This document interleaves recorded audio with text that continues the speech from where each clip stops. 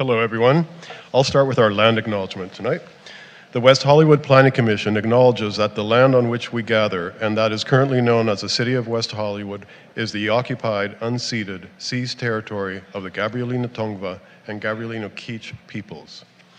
This Planning Commission meeting is being live broadcast and teleconferenced on the city's website, and as a courtesy, this meeting is also available on the city's YouTube channel at youtube.com/WehoTV and on Roku, Apple TV, Fire TV, and Android TV.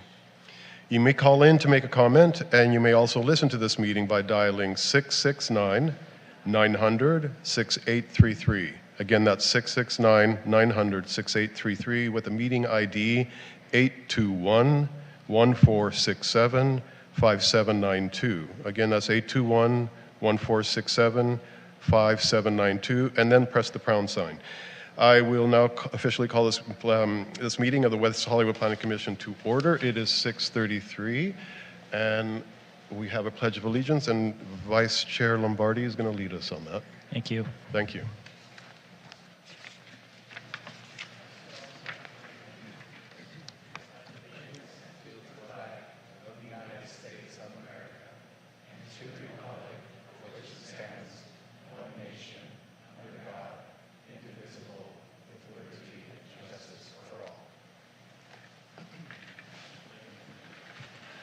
Thank you. Roll call, David. Good evening, Commissioners. Tonight, Commissioner Jones is absent, so the record, digital voting record will reflect that on all the votes. Commissioner Matos. Present. Commissioner Gregoire. Here. Commissioner Edwards. Here. Commissioner Copeland. Here. Vice Chair Lombardi. Present. Chair Carvalero. Here. And we have a quorum. Thank you. So, approval of the agenda. Do I have any changes to the agenda tonight? I move approval. Do I have a second? Second. Thank you. David? Motioned by Commissioner Gregoire. I'm sorry, who we made the second? Thank you. Seconded by Commissioner Edwards.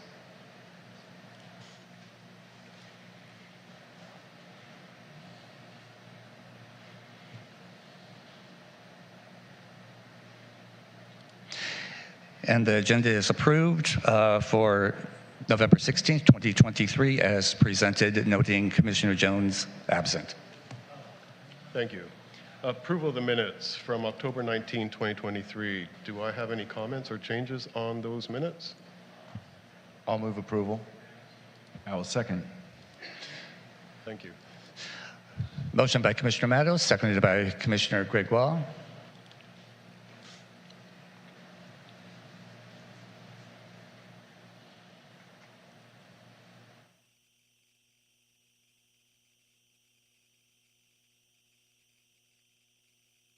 And the motion passes, approving the minutes for October 19th, 2023, as presented, and noting Commissioner Jones absent. Thank you. David, do we have any public comments at this time? And this time is set aside for those items that are not on the public hearing tonight. We do, Chair. If there is anybody on the Zoom platform that would like to make a general public comment, please star 9 for me at this time. I do have a couple people in chambers here that would like to make a comment regarding the consent calendar item, which was just approved, and they have the right to do that. So our first public speaker will be Andrew Solomon. He will be followed by George Nichols.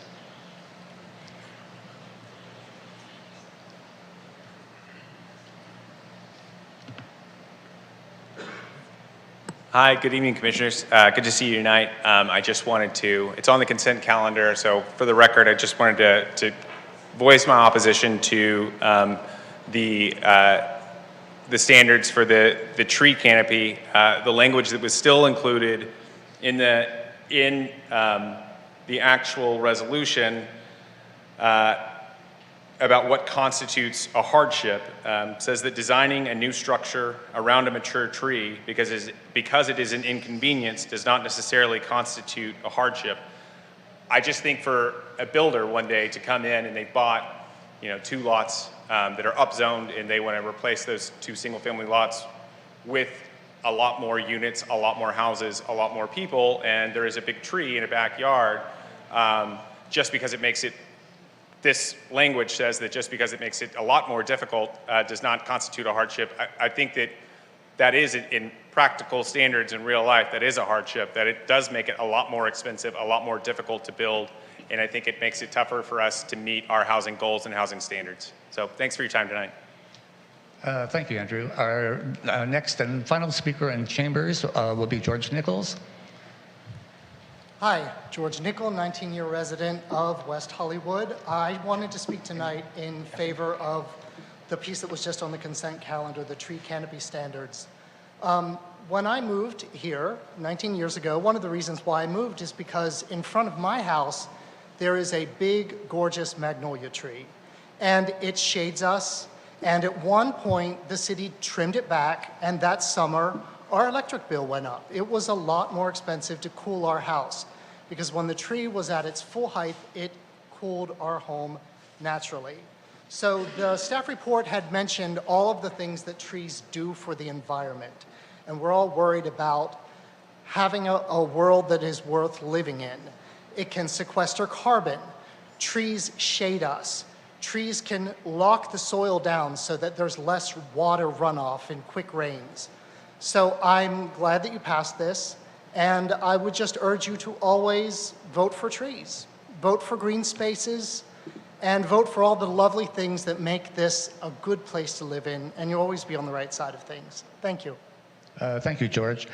Chair, I believe that is our last public speaker in chambers. We have no public speakers on the Zoom platform. We are clear. Okay, thank you. Director's report. Oh, okay. Chair, I'm sorry. We have one more public comment for this item. Okay. Aaron Green. Good evening, Chair, members of the Commission. Aaron Green. Wanted to briefly comment. I did submit a letter on this item. I appreciate the work that the Commission did at its last hearing, and I think that there were some important changes that were made. I would note two quick things, or actually three. First, while you have adopted the agenda tonight, you have not approved this item, and you're not required to approve this item should you choose not to, or if, as a commission, you decide that more work does need to be done. There are a number of concerns that our clients have, but I think perhaps the most pressing is the fact that this ordinance, or I should say the draft ZTA, still lacks specificity in several areas. The Commission made it clear during the last meeting that it did not want this proposal to get in the way of the construction of housing or educational institutions or other vital pieces of the future of the city of West Hollywood. Yet the language that was inserted by staff subsequent to the last hearing provides a lot of ambiguity. It says, for example, that if it's infeasible to build around a tree, then you can apply to relocate it. But what's the definition of infeasible? Or, for example, if it's required that one relocate it, but there's no definition of what is necessary for relocation.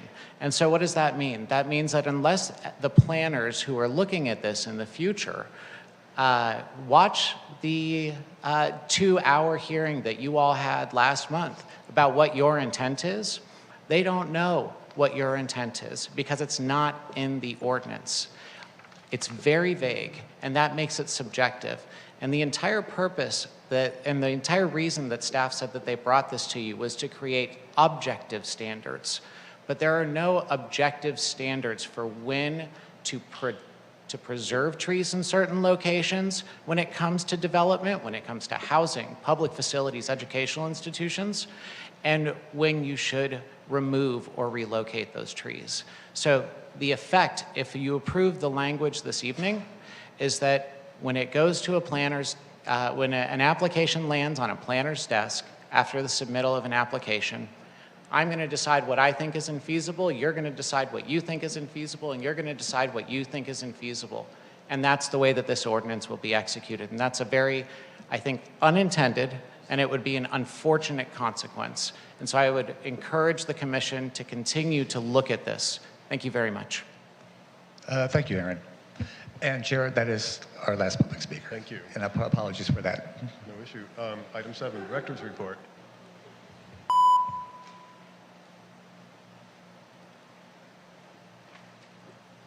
Good evening, Chair Carvalho, Vice Chair Lombardi, and Planning Commissioners. Nick Marisich, Director of Community Development. And it's been just about 2 months since I started here in this role with the City of West Hollywood, so it's great to be with you again this evening. This past Monday was my first director's hearing, and we did have an item at 9045 Nemo Street. It was a request for late-night alcohol service on the patio of a new restaurant, and that item was approved.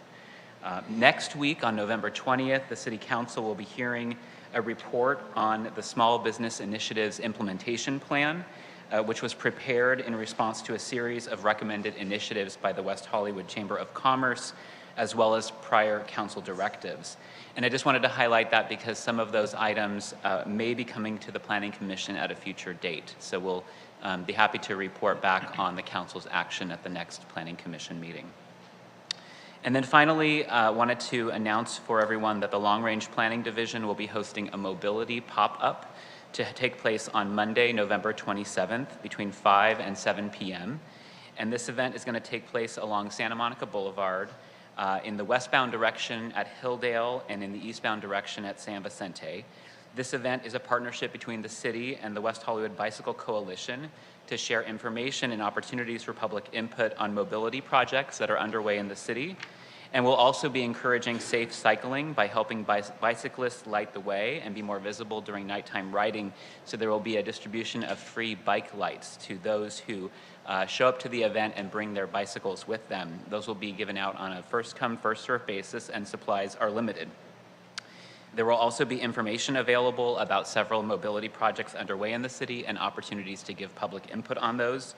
Those include the city's ongoing dockless mobility and autonomous delivery programs, transit services such as the City Line and the Pickup, and new bikeways being designed concurrent with 2 related planning initiatives, which is Fountain Avenue and the Willoughby Vista Gardner corridors. The city is also developing its new Target Vision Zero Action Plan, as well as a Metro K-Line North First Last Mile Plan. And those will include recommendations to improve bicycle and pedestrian safety and access.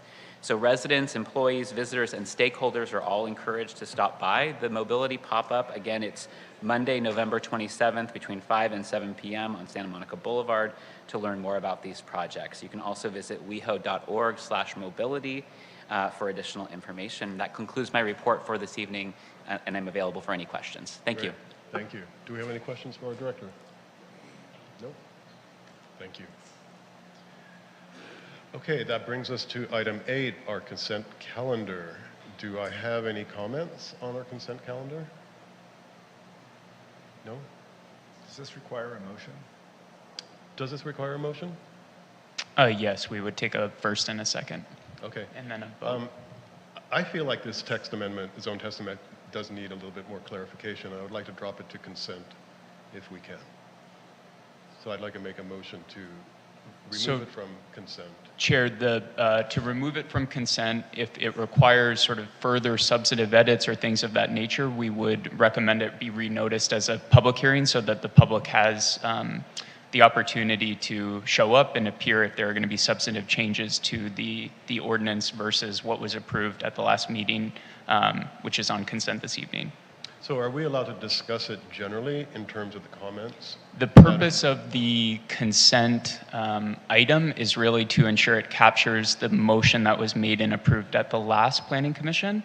If there is a desire from the commission to sort of discuss it generally or consider sort of clarifications or amendments to the language of the zone text amendment, the city would sort of renotice that as a public hearing so the public had the opportunity to weigh in to the extent there's a discussion or potential additional changes. Okay, great, thanks. So Vice Chair Lombardi, do you feel like the comments reflect, the notes reflect all the comments that were made at the last commission meeting?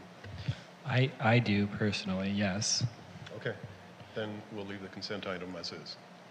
Sure, so I think that the commission has 2 options. You can approve, and both would require a motion, a second, and then a full vote. So you can approve what is on consent, which is meant to reflect the vote that was taken and the motion approved at the last meeting, or alternatively, there could be a motion to pull it and to re-notice it as a public hearing to discuss the substance and make further amendments.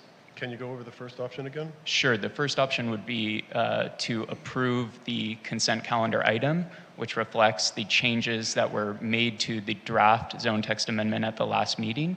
Okay. And doing so would send that up to City Council for public hearings associated with their consideration of that zone text amendment. Okay, then I'll make a motion to approve the zone text amendment with the inclusion of all the comments that were made at our last commission meeting. Do I have a second? I will second. David? Motion by Chair Carvalero, seconded by Vice Chair Lombardi.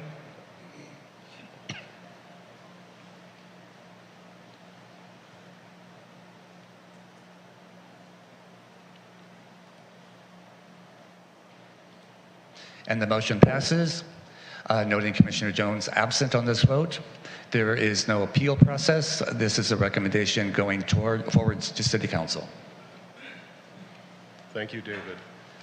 So that brings us to our first public hearing, item 9A. So this project is subject to the Housing Accountability Act. The Commission has been asked to consider a request to construct a 7-story, 89-unit, 100% affordable multifamily residential building over 3 levels of subterranean parking located at 910 through 916 North Weatherly Drive. And I believe Roger Rath has a staff report for us tonight. Yes, thank you. Okay, good afternoon, Chair and Commissioners. My name is Roger Rath, and I am one of the Associate Planners for the current and Historic Preservation Planning team. As stated earlier, the request is for the demolition of all existing structures on the subject property, a lot merge of 3 abutting parcels, and the construction of a new 7-story, 89-unit, 100% affordable multifamily building.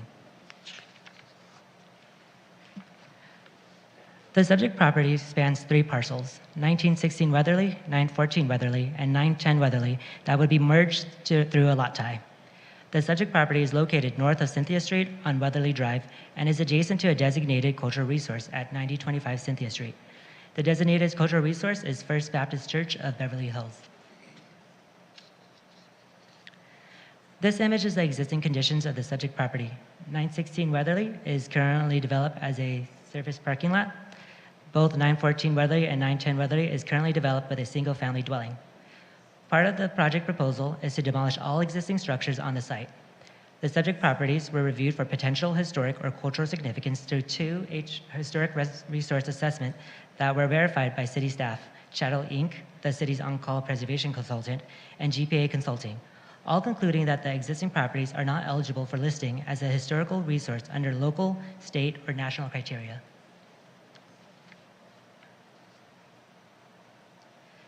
This image shows the proposed building. The building is 7 stories tall with 89 residential units with a contemporary design. This is a 100% affordable housing as defined by the West Hollywood Municipal Code.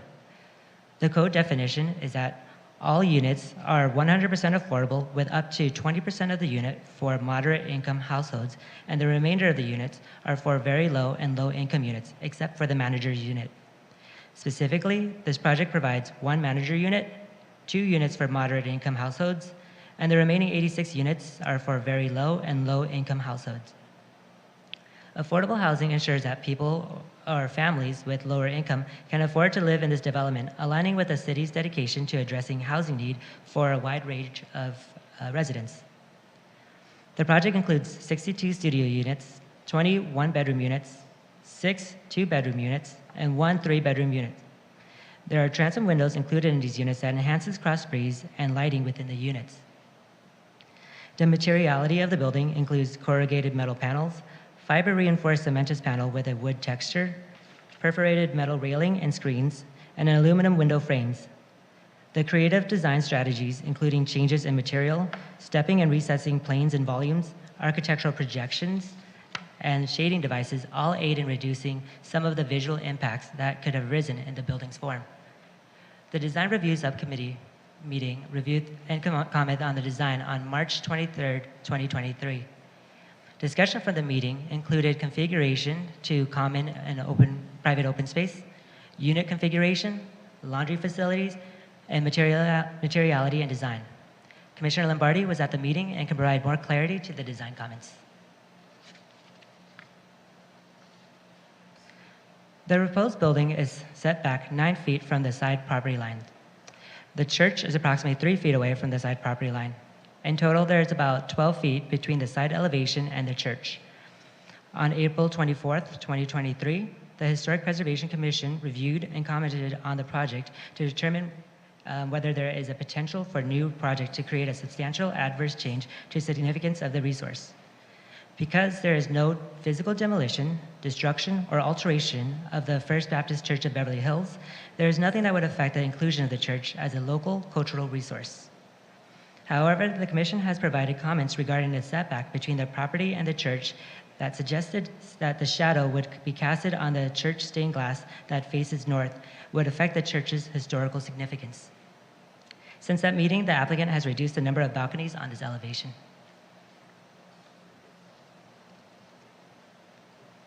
The 7th floor includes a community room, 2 offices, a laundry room, the manager's unit, and a rooftop deck. The rooftop deck includes a barbecue dining area, a lounge, a community garden area, and work cabana. The hours of operation for the roof deck has been conditioned in the draft resolution as condition 15.1 and 15.2, which requires the rooftop deck operations to comply with the city's noise ordinance and limit the hours of operation within the rooftop deck to 8 a.m. to 10 p.m. The image in the slide was the primary entrance when reviewed by the Design Review Subcommittee in March of this year. The main entrance to the 2nd floor courtyard was originally accessed from the 1st floor through a large stairway that is shaded with a large 2nd floor eyebrow canopy. Identified here with my mouse. In response to the Design Review Subcommittee comments, the applicant has revised the primary entrance, creating additional open space on the 2nd floor by reorganizing how the 2nd floor is accessed and reconfiguration of the ground floor for different uses.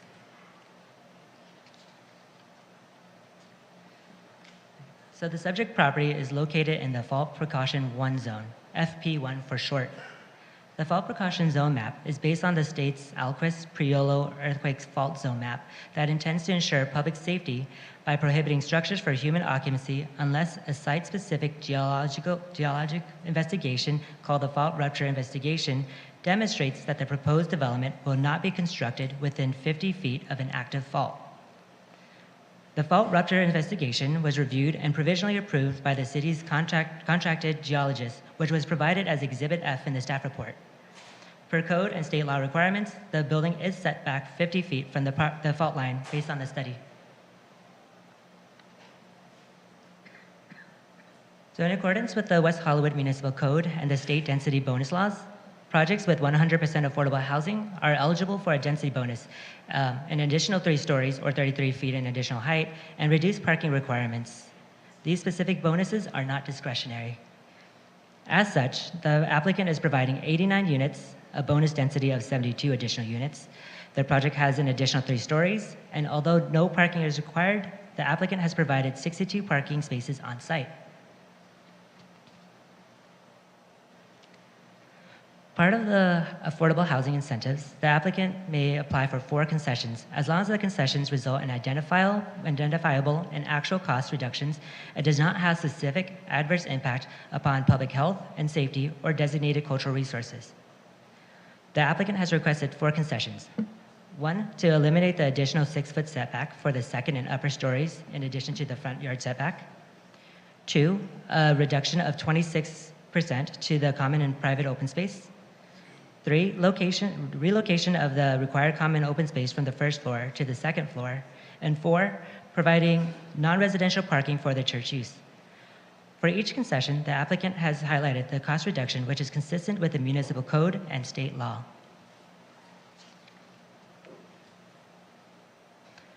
The project requests 3 modifications. 2 modifications for a 10% or 1-foot reduction to each side yard setback, and a 10% or 1 foot 6 inches reduction to the rear yard setback. Unlike the affordable housing incentive, this is discretionary. The Commission may approve the modification if it is determined that the request will not have a significant impact on adjacent properties and a hardship exists. It is important to clarify that the modification request is not a variance. The modification is a 10% flexibility provided by the code that doesn't rise to the same findings as a variance, as there is a higher bar for a variance. The code provides the flexibility of a modification to development standards to account for things like required dimensions by the building code that are standard, such as doors, windows, room dimensions, etc., and other conditions that may restrict the development footprint, such as a fault line setback. As such, the hardship for the side yard setback reduction comes from the required fault line setback, which prevents a portion of the ground floor to be developed.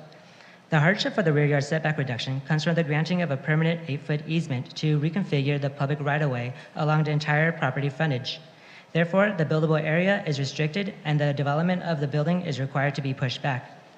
Additionally, because the site is sloped, the applicant stated that another hardship is that the development would require more shoring, retaining walls, and infrastructure to accommodate the land's height differential.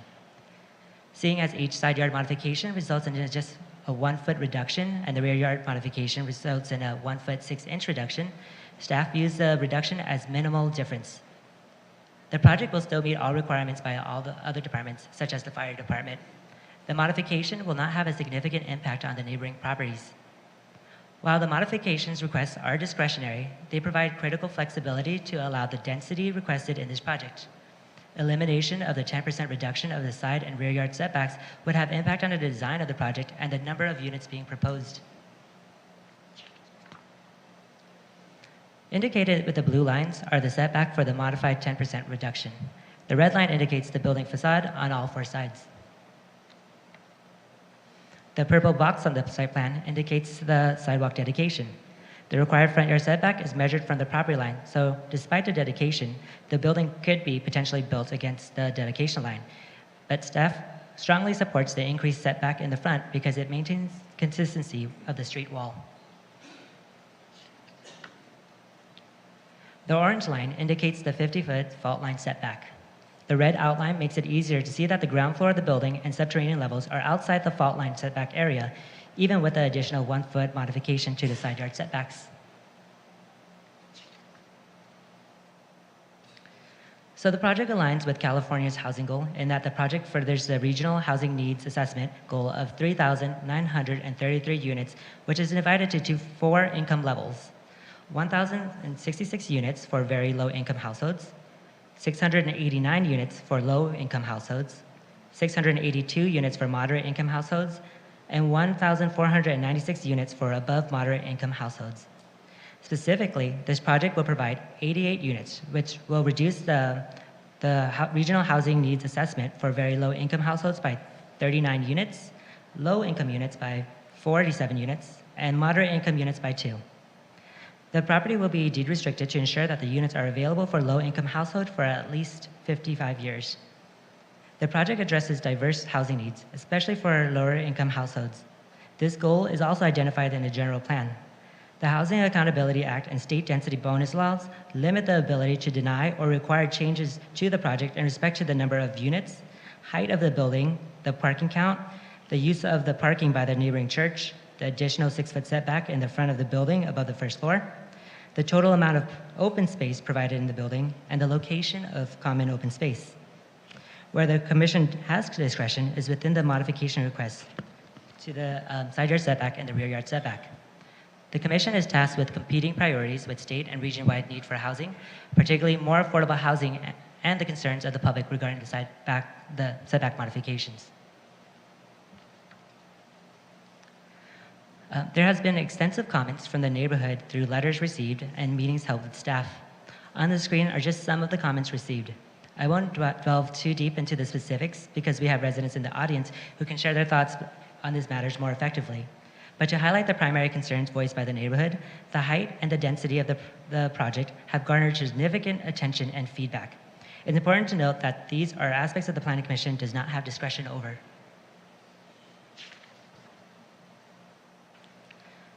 The project qualifies for exemption under CEQA Guidelines Section 15332 for infill development projects and CEQA Guidelines Section 15194 for affordable housing. Section 15332 for infill development projects apply to classes of projects which have been determined to not have a significant effect on the environment and shall therefore be exempt from the provisions of CEQA. The project has 5 thresholds required to qualify for the exemption. The project is consistent with the general plan designation and zoning designation, including provisions in the zoning ordinance that allow requests for minor modifications for up to 10%. The proposed development occurs on a site less than 5 acres, 0.33 acres to be exact. The project site has no value as a habitat for endangered rare or threatened species, as the site is located in an urban environment. And approval of the project would not result in significant effects relating to traffic, noise, air, or water quality. This project does not rise to the level to require a vehicle miles traveled analysis. Noise is expected to be affected on a temporary basis during construction, which is typical for development of a housing project. A project-specific construction air quality study was provided and found that the project would cause less than significant impact and that no mitigation measures are necessary. As a proposed project would provide new metered service connections as needed to connect the existing water main lines adjacent to the project site. And lastly, the site can be adequately served by all required utilities and public services. There has been no evidence presented indicating a significant impact that would necessitate an EIR. The project has also met the elements required for Section 15194 exemption for affordable housing. For instance, the project meets all the threshold criteria set forth in Section 15192 as outlined in the staff report. As noted previously, the site is 0.33 acres, less than 5 acres in area. The project is located within an incorporated city of at least 1,000 people per square mile. The project site has also been previously developed for qualified urban uses and is adjacent to project sites developed with qualified urban uses. And lastly, the project consists of 89 units, of which 47 are affordable to low-income households, and the applicant will provide legal commitments to ensure continued availability and the use of the housing units for lower-income households for a period of at least 55 years. So overall, the project meets the applicable development standards for the 100% affordable housing projects with the approval of the modification requests. Staff acknowledges the significant opposition from the neighborhood. The project, however, represents a substantial step towards addressing the pressing need for affordable housing in the city of West Hollywood and the state of California. The project fulfills the commitment to increasing affordable housing opportunities and adheres to city goals and policy objectives, which benefits are substantial and far-reaching. Therefore, staff recommends approval of the application with the adoption of draft resolution PC 23-1534 as conditioned with the 3 modifications. That concludes my presentation. I'm here for any questions you may have. Thank you. Do we have any questions for staff?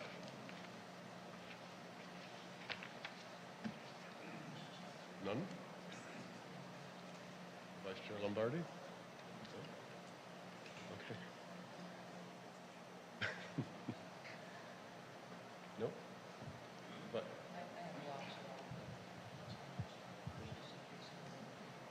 okay, Commissioner Matos, do you want to start? Cool. Thank you, Chair Carbiero. A couple quick questions for staff pertaining to resolution conditions in the attachment.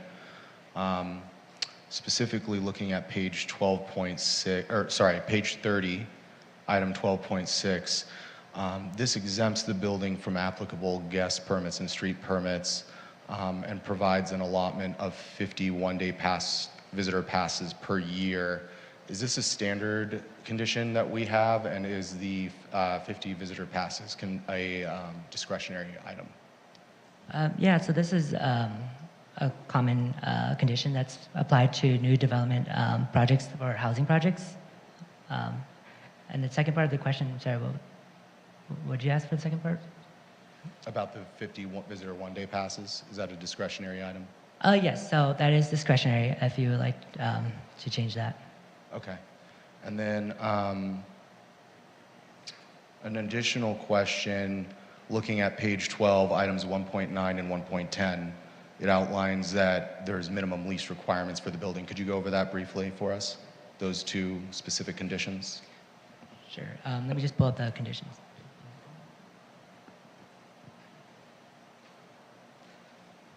Okay, so these conditions cover short-term rental ordinance. Basically, we require that the properties not be used for uses like Airbnb. So they have to have a long-term occupancy. And there's also a condition that requires that the apartment leases are at least a year, and that's the conditions for 1.9 and 1.10 in a nutshell. Thank you. Those will be my questions for right now. I'll have additional questions when the time is appropriate to raise them. Thank you. Commissioner Copeland? Okay, thank you, Chair. I'll begin with some Historic Preservation Commission questions, if you don't mind. I know this went before HPC, and they had concerns that they did not receive sufficient information to pass comments onto or recommendations onto Planning Commission.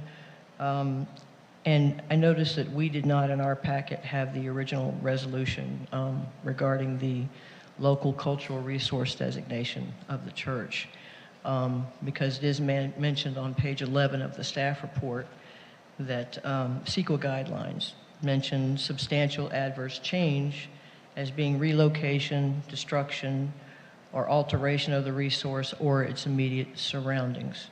So I know the homes were not eligible for designation, but are we saying that the landscaping and the homes that are part of the immediate surroundings that will be demolished are not relevant to the CEQA exemption? Is that correct?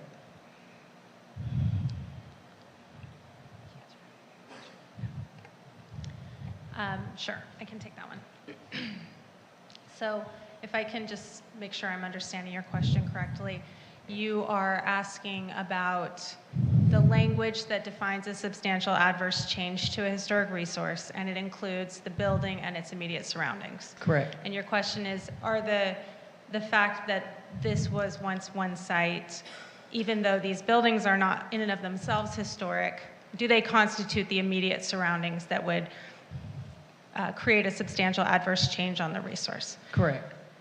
Okay, so in short, no. We've looked at this, and there's been historic resource assessments done. Our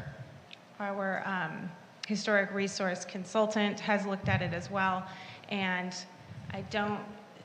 The fact that this is a separate site now, and the surrounding area is not included. The surrounding area that is affected is not included in the designation, so it would not represent a substantial adverse change on the resource. So it would have to be part of the designation to be considered immediate surroundings?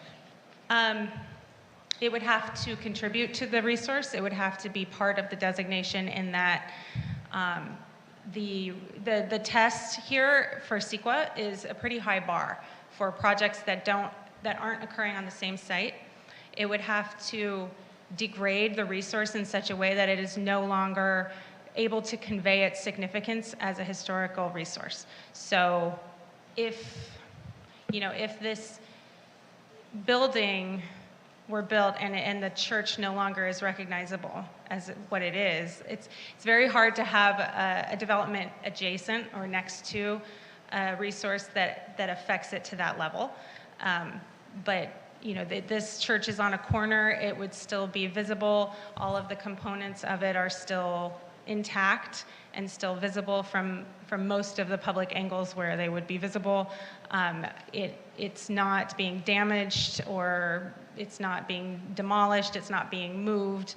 I mean, these are the big, more substantial changes that would rise to that level for a project that's on a separate lot.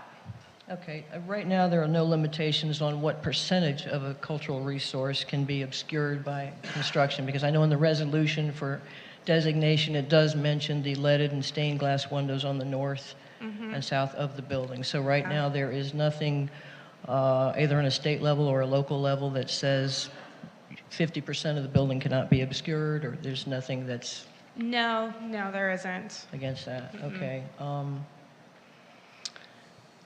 I think that's the only the questions that I had about historic preservation. I do have some questions about UDAS and the agreement.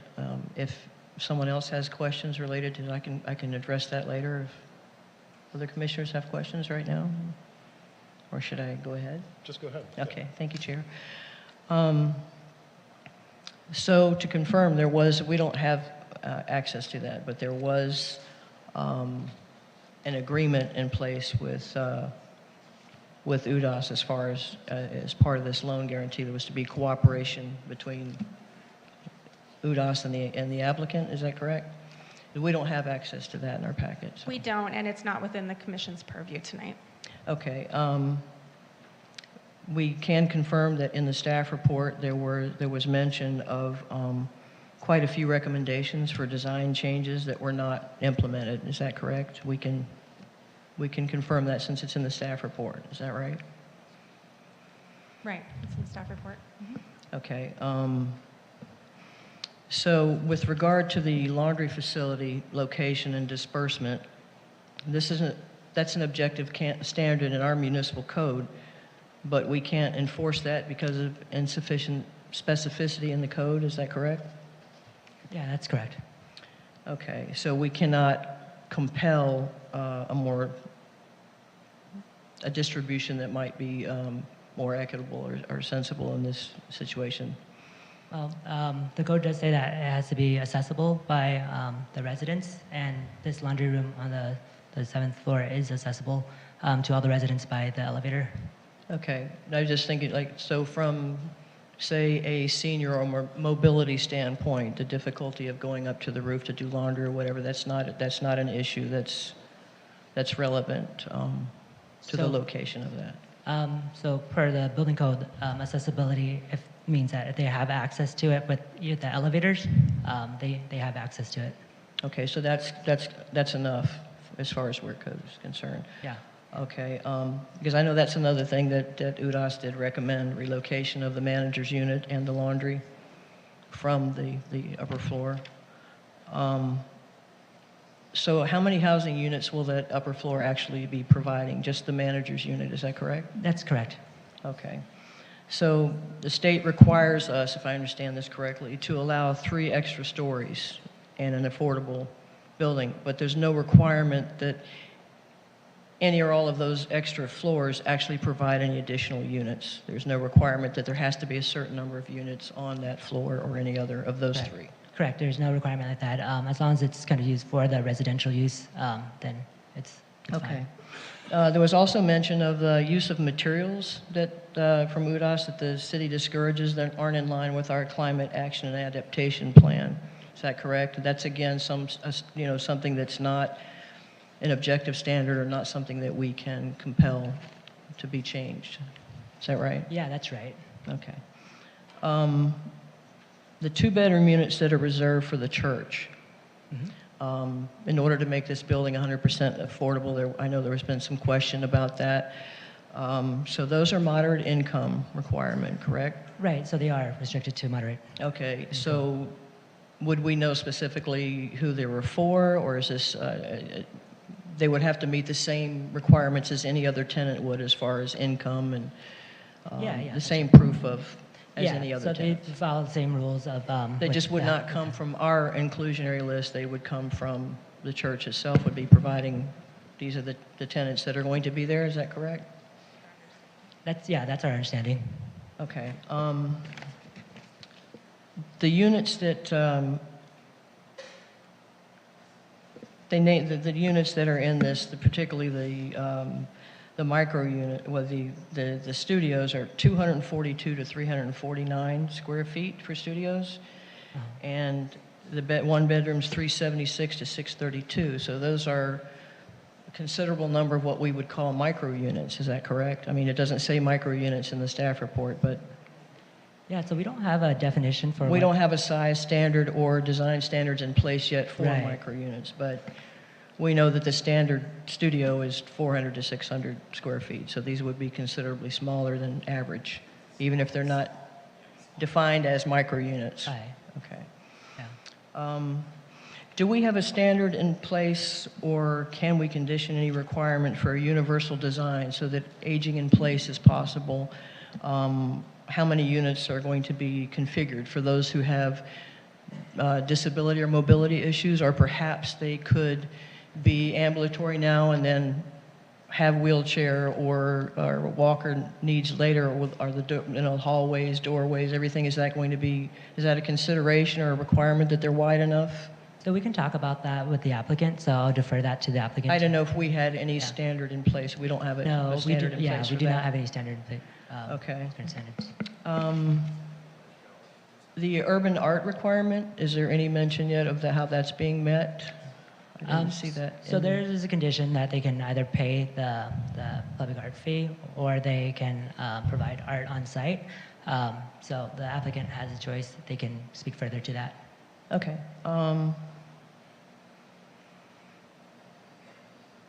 I think that's all for me right now. Again, the applicant may answer the remaining few questions. So I appreciate your patience. No problem. And thank you for answering. Thank you, Chair. Thank you. Commissioner Edwards, do you have any questions? No? Commissioner Gregoire? My question was already asked and answered. Great. Vice Chair Lombardi? No? Great. No? Okay. So Commissioner disclosures. Commissioner Matos.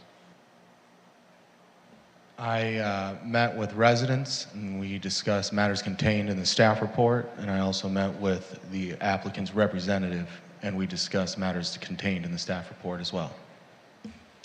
Commissioner Gregoire? None? Vice Chair Lombardi? No disclosures. I met with the applicant's representative and we discussed items in the staff report. Commissioner Copeland? I met with residents and we discussed matters contained in the staff report, and I did make multiple visits to the site. Thank you, Chair. Commissioner Edwards? I made multiple visits to the site. Great, thank you.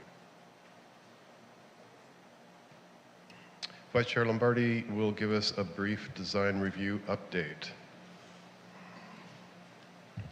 Thank you. I will start with saying that if you do read the paragraphs in page 11 of the staff report, I think that does capture our overall sentiment pretty well during the design review subcommittee meeting that we had in March. And to sort of add to what was included in the staff report, there were some discussions about improvement to the ground level experience. Well, let me start just back for a minute. Overall, we felt like the design was nice. It was fairly well received. We did note that the massing was quite large, and we did discuss about the south elevation in particular and trying to help create some better variety there, and a little bit of the front elevation as well at the entrance. And then the ground level, the experience at ground level at the southwest corner, which is sort of the most prominent corner as you walk up the street, was also a topic of discussion. So overall, that was sort of the framework of what we're looking at. There was some discussion about materiality that mostly concentrated around the courtyard, which is fairly narrow, and we saw in the renderings what felt like a lot of hard surfaces. So we did have some questions about materiality and trying to make sure that it didn't become this sort of acoustical echo chamber. There was also a general note about trying to improve and create as much open space as possible within the structure, including smaller open space opportunities, and there has been some reconfiguration of the building and design since our meeting. We did also talk about or recommended the relocation of the manager's unit to the ground floor from the upper floor, the rooftop. And then also there was discussion about trying to more evenly distribute laundry facilities, not necessarily on every floor, but maybe stagger them in a few locations. And then the building height was noted. It seems like the only real way to work around that may be to reduce the actual unit count. And then also relating to the units, they are fairly tight. So we had a lot of questions about the configuration of the units, discussion on making them efficient within a limited amount of space, making sure ventilation is well addressed, and the like. I think also, within that discussion, there was talk about the balconies, and I think that some of that's included in the material we have today from the applicant as well. But one suggestion that was made was in an effort to help regulate the facade, that not all the balconies need to project as much, or that there could be almost like a Juliet balcony that had less of an outdoor space. The doors could open, and maybe there was more interior space and less exterior space. So some of that has been implemented, but maybe a little bit differently than we envisioned. What else did we talk about? I mentioned noise. We did note the dog run and the setback with the dog run and that experience. It's been shuffled backwards a little bit on the site, I believe, relative to what we saw before. And then we did offer the opportunity to come back to Design Review Subcommittee, but we noted that it was a compressed timeline on this project and just said we were available if desired. But that was our overall take on the project. So it was really focused on the refinements of the interior use of the space and improving some of the elevations. And so some of that's been incorporated in this design, and other parts kind of remain as they were. Thank you, Vice Chair Lombardi. So now we have our presentation from the applicant. I understand the applicant is in the house. You have 10 minutes. Please state your name and city of residence upon approaching the podium. Chair, members of the Commission, I'm Jeff Seymour, Westlake Village, Seymour Consulting Group. Mr. Chairman, what we wanted to do is request for an additional 5 minutes. This is a very detailed project, and in order for us to provide the kind of presentation we believe we need to have, we're requesting the additional 5 minutes. Yeah, staff recommends against that. We think that we'll be able to handle all the details during during questions and answers. So, I understood. Yeah. It's difficult to hear you. Sorry. Okay. So we discussed this earlier, and staff recommends that we don't get into the precedence of adding additional minutes to your public presentation, and that most of those items could be handled during question and answers. What I think I heard you say is that you would extend, if you extend the time for those who want to speak. I'm having trouble hearing you. I'm sorry. Can we have legal help me out with this one? This is an odd question, given what we discussed earlier today. I would say it's up to the commission and in their discretion whether or not they want to grant the additional time from the applicant. So I would say it rests with the commission, and I don't know if there's... Should I call a vote? Can I make a comment? Should I call a vote? I'd say you can discuss amongst one another. I don't know that a formal vote is required, but you can take a vote if you'd like, just to ping the rest of the commission on that request. So is the commission open to having additional 5 minutes? Commissioner Matos? May I make a comment, Chair? I would be open to granting the additional 5 minutes. However, I would only support that if we allow members of the community the maximum amount of time to address the commission. I think it's only fair that we extend the public comment period if we do extend the applicant's time.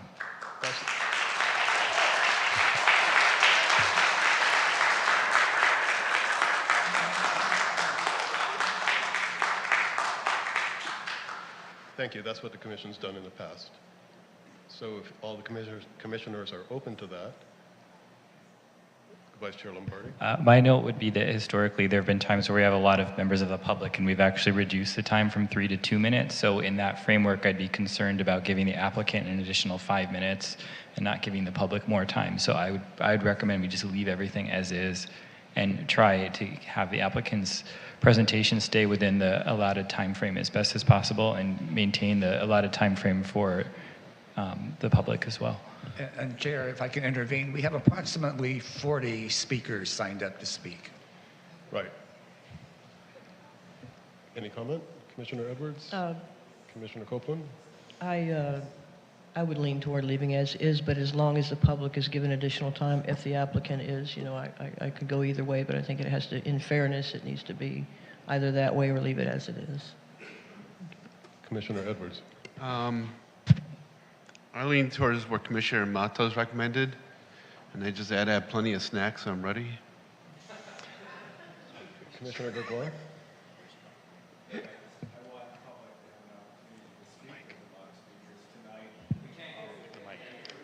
Your mic. The time we're taking to debate this, we should just give him an extra 5 minutes.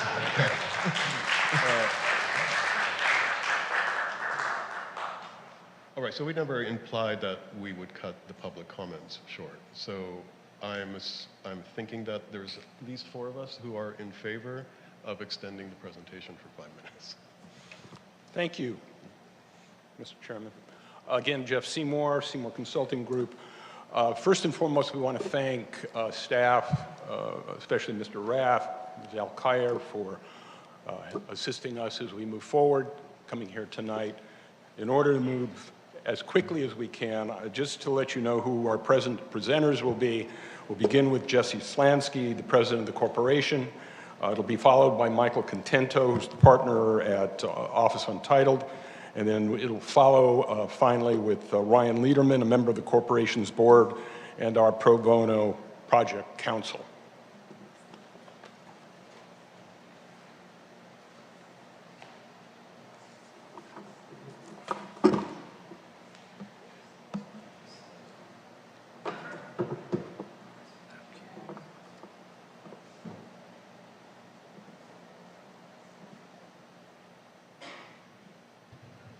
Chair, while they're setting up, if we can just remind everyone to speak directly into the microphones for our viewers on Zoom can completely hear us, and in the audience. It's a little difficult. Thank you.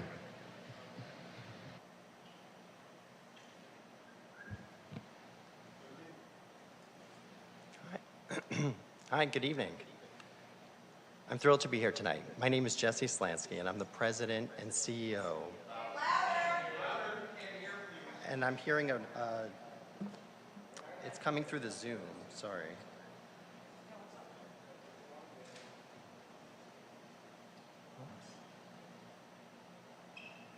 Is that okay?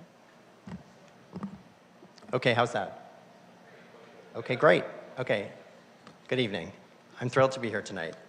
My name is Jesse Slansky. I'm the president and CEO of West Hollywood Community Housing Corporation. We're a community-based nonprofit organization.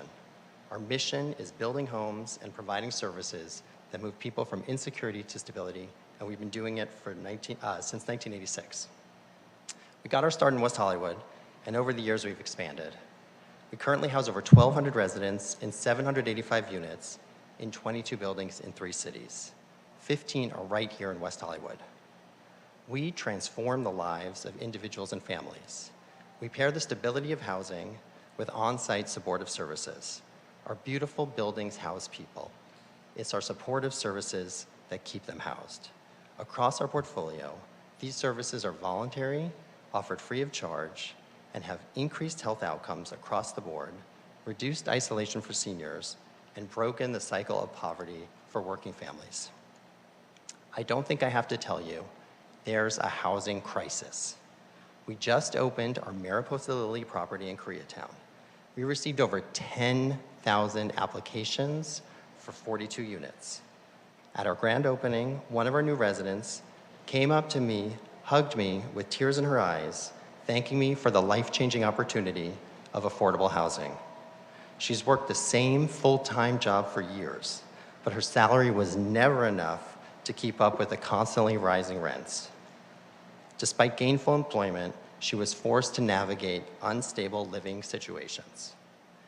Here in West Hollywood, the residents of the Courtyard at La Brea are about to celebrate 10 years. One resident, Angelo, is here tonight. He's a lifelong actor who was compromised from the stress of figuring out how to afford rising rents with a stable income. Now, as he marks 10 years of housing stability, you'll hear it from himself tonight. Affordable housing is a lifeline. There is a housing crisis. Big challenges require bold actions. When completed, 910 Weatherly will be the foundation of a new life for those lucky enough to win the lottery. On behalf of the LGBT youth transitioning out of foster care, those living with chronic illness, and the many, many members of West Hollywood's workforce who can't afford to live in their own community, thank you very much for allowing us to be part of the solution. Okay, thank you, Jesse. Thank you, commissioners. My name is Michael Contento. I'm a principal at Office Untitled, and we're excited to share the project with you tonight. As you know, the project site is at 910 North Weatherly Drive in an area characterized by other multifamily developments. The proposed project is a 100% affordable, a 7-story, 100% affordable housing project with 89 units in an R4B zone, which allows for unlimited density and a maximum height of 7 stories and 78 feet. Shown here with the height of the adjacent 5-story residential building at 55 feet 4 inches. Now we don't intend to build to that maximum height. The goal of the project is to find a balance between the need for housing and an understanding of the context. So the first thing we did was to set a portion of the building below grade and remove the upper level on the north half of the building to lower that north height to 6.5 stories and 69 feet 8 inches. We also removed the south half of the upper level to create an outdoor amenity area and lower that south height to 6 stories and 68 feet 4 inches. We then extended that deck level around the building as an additional setback to recess that partial upper level and reduce the height of the main volume to 59 feet measured from the north grade. In addition to reducing the height, we also carved out portions of the facade to further reduce the massing and create a collection of smaller volumes as opposed to one larger building. And lastly, we carved out a series of alternating inset balconies to create a dynamic facade that emphasizes depth, texture, and movement. And the result is a project that can provide much needed affordable housing in West Hollywood with a unique design that can fit within its context.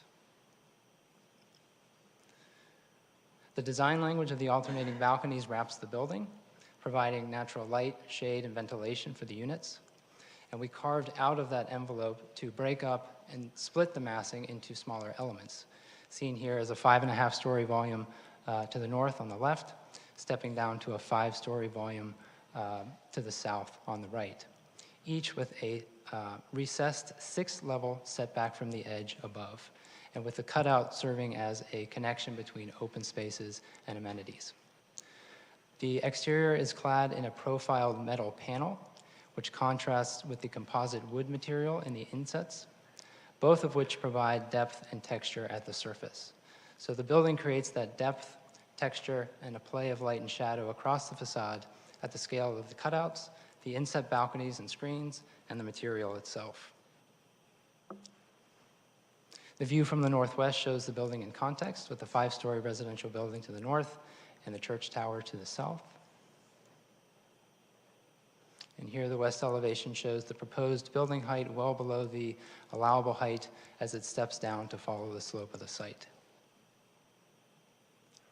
The project is also required to widen the street, so the building is shifted approximately 3 feet 8 inches to the east in order to accommodate that widening.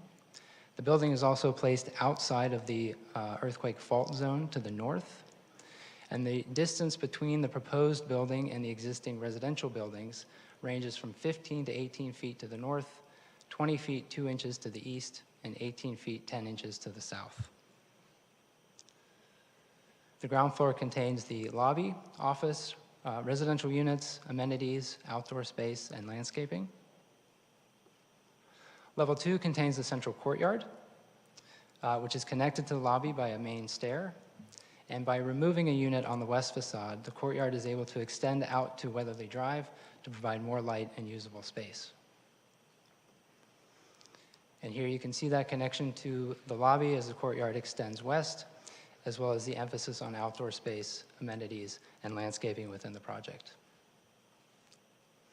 All of the units are organized around the central courtyard, which allows for natural ventilation through the units. Level 7 is a partial floor, as most of the area is outdoor space, which is divided into smaller programmed areas. This level also contains the community room, offices, and laundry facilities, all of which is set back from the edge by the additional 2 to 8 foot setback on this level. Above that, we have the roof with a combination of vegetative roof elements and PV panels. The project also proposes 3 levels of subterranean parking with 62 total parking stalls. And the studio units shown here are similar in design to and layout to our recently approved units at 8025 Santa Monica Boulevard. And like those units, these emphasize flexibility and storage and prioritize flexibility and storage within a limited footprint by providing built-in storage walls that contain closets, utility closets, kitchen, refrigerator, pantry, fold-down tables, and additional storage. In addition to the large exterior windows, each unit also contains an operable transom window on the opposite wall above the entry door to provide light and natural ventilation through the unit. Overall, this is a project that addresses the urgent need for housing with a unique design that also addresses the context and emphasizes depth, texture, natural lighting, ventilation, amenities, outdoor spaces, and landscaping.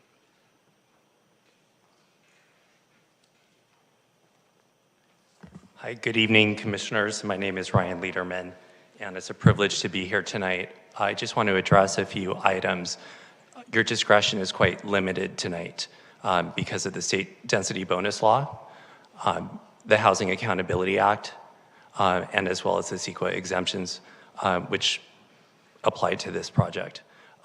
Staff in the staff report covered extensively the limited discretion that this commission has. We know that there's such a chronic need for affordable housing in the city, especially considering the recently approved housing element, which identifies the need for housing in the city. I went on the HCD website this morning. The city's accomplished 4% of its RENA allocation in this compliance period. So the need is real, the need is great, and the need is for this project. Thank you, and I believe we're available to answer any questions. Thank you. That concludes the applicant's presentation? Yeah? Okay. So we will now begin our public, oh, sorry, do we have any questions for the applicant? Commissioner Matos? Thank you, Chair Carviero. Quick question for probably the design team. I actually have 2 of them. The first question I have is with reference to the design and windows in the interiors of the units. My understanding is that there's going to be the main window that faces the exterior, and there will also be an additional small window on the opposite side of the unit. Is that correct? That is correct, yes. Okay, so that there will be ability to open that window, create airflow and things like that throughout the unit? Yes. Okay. My next question is with regard to how the parking would be operated in the facility. The spaces that are in the facility that are going to be used for the church, those will not be assigned to a resident in off times, correct? So they would be free and open for, let's say, visitors or loading zones or things like that? Correct, yes. Has the applicant team considered implementing a loading zone on site with those spaces during off hours? Just curious. I'm sorry, the question was the spaces inside the building? Yes, for residential use when they're not being used by the church. Have we considered it as a loading zone? We haven't, but they're open and available for... So they would be open if, there was an Amazon delivery or something like that? Sure. Okay. Yeah, I mean, it will be open, first come, first served guest parking. Okay. It's not reserved for the church. But there's been no plan so far to implement one of them as like a permanent delivery zone or something like that? Okay, thank you. All right. Any other questions? Vice Chair Lombardi? Oh, yeah, I just had a quick follow-up question to Matos. Oh, Commissioner Edwards? Yeah. Go ahead. So quick follow-up question about the parking. What is your experience? Is what you mapped out for your parking, is this based on what's required and also your experiences with your other 100% affordable units? So the requirement is 0. This is assigning half space half to 1 ratio of parking to units, which is in line with our experience across our portfolio. Well, no, like as far as like loading, like to his question. Oh. Of Commissioner Mata, it's about the loading. Specifically Or having like assigning a specific area out. Generally, what is most favorable is having a loading zone in front of the property, which would involve taking away a street spot, which is at the discretion of the city, and that's not something that we are advocating or requesting. Thank you. Commissioner Copeland?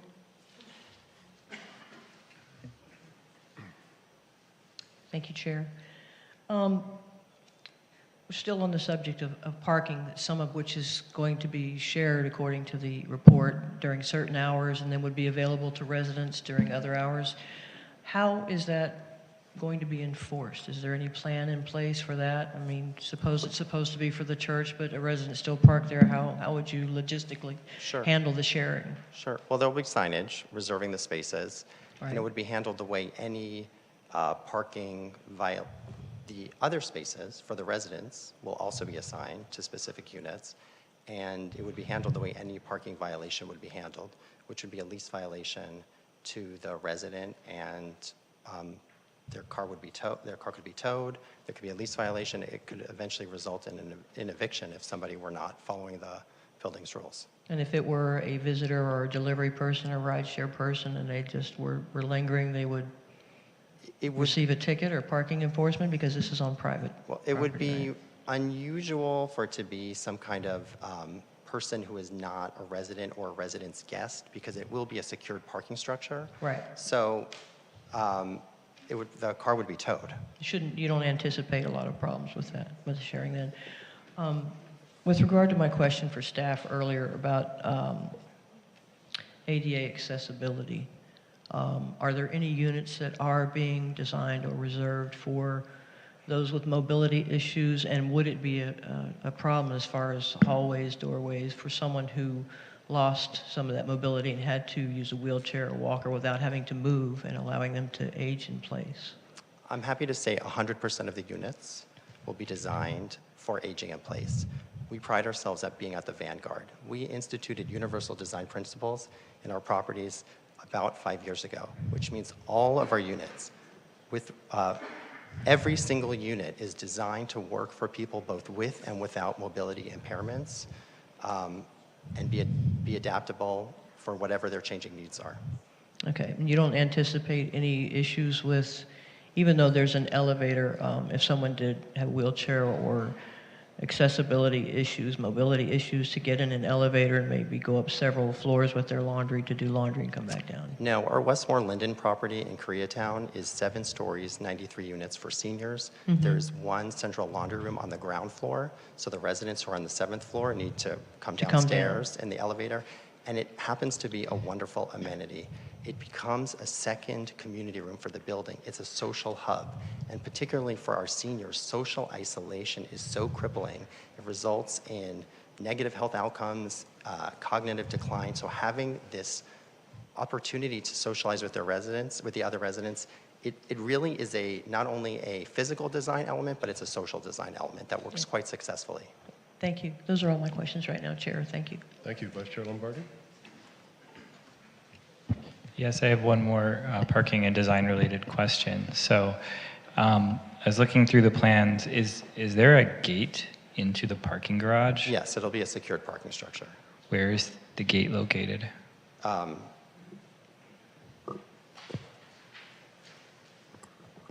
The gate will be at the bottom of the ramp as you go in, because we do have structure. Yeah, we do have structure near the top, so it'd have to be behind that because we do have necessary structure that comes down to the driveway. So if someone comes down there and it's locked and they can't get in or whatever, they have to back up the ramp to get out? We'll have an intercom box there'll be mounted much higher up the driveway. Okay. So in theory, they would only make it that far before they would go down the ramp if they weren't able to get in for some reason. Yeah. Okay. Yeah. And then from an operational standpoint, how is that being managed with the idea that some of the parking is accessible for use by the church at certain times of day? So the church is our partner, and these will be their spaces to manage, and there are a couple of options, but we'll see what works in practice. One of the options is for people to call the intercom, and for the pastor who will be living on site or the groundskeeper who will be living on site to let them in. Alternatively, a church volunteer can be like an usher, greeting people on Sunday mornings and opening the gate. A third is for perhaps the church to only allow their trustees to use this parking, and they can give them garage door openers. So it's really, we'll have to work this out in practice, but there are a lot of options for us. Okay. And one unit is for the church, right? 2 units are for the church. 2, okay. And those are low or moderate income? Moderate income. Moderate income. Okay. Thank you. Sure. Commissioner Gregoire, do you have any questions? No questions. Commissioner Matos? Thank you. Just have a quick follow-up question, if I may. This is with regards to the discretionary modifications to the north and the south, and then to the rear of the property. You all are requesting 10% deviation from both, about 1 foot reduction from the north and the south, and then you're looking at another 1 foot 6 inches in the rear. What does this allow you to accomplish in terms of unit size, in terms of building scope? What does this modification allow for you all to accomplish in terms of housing? So with those modifications, basically we're able to provide the units that are proposed on site. Without those modifications, even though it's a very small amount of space, one foot on the north, 1 foot on the south, 1 foot 6 on the east, without those we would not be able to provide the unit layouts to have livable units. So we would be talking about a reduction in units without those. Is that just across the board, a reduction in unit size across the board? Should that 1 foot deviation not be granted?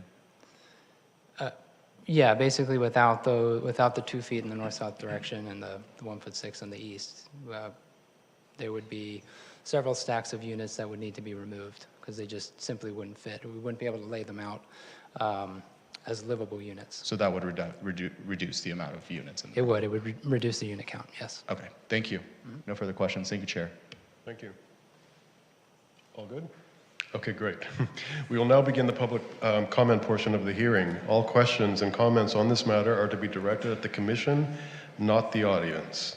David, do we have any public comments? We do, Chair. We'll start our public comments here in the council chambers, and then we'll follow up and close it up with a Zoom platform. Our first public speaker will be Arthur Bertstein, followed by Carl Lott. You will have 3 minutes. Please state your name and city of residence. Good evening. Arthur Bernstein, West Hollywood resident, 35 years, and 25-year resident of the building right next door, and I'm speaking in opposition. First of all, on behalf of myself, the individuals, homeowners association, and the residents of the neighboring buildings, I'm affirming everything that's contained in the letter received by the city on behalf of Attorney Corin Kahn, dated November 13, 2023, which is in the record. Now, given our small amount of time to speak, I'm assuming that the Planning Commission has taken the time to read and fully understand all the arguments, both legal and practical, in Mr. Kahn's letter. The Commission should also be aware that we feel the ability to present all the arguments was harmed tonight due to the city's failure to respond to our public records request in a timely fashion, or in one case, not at all.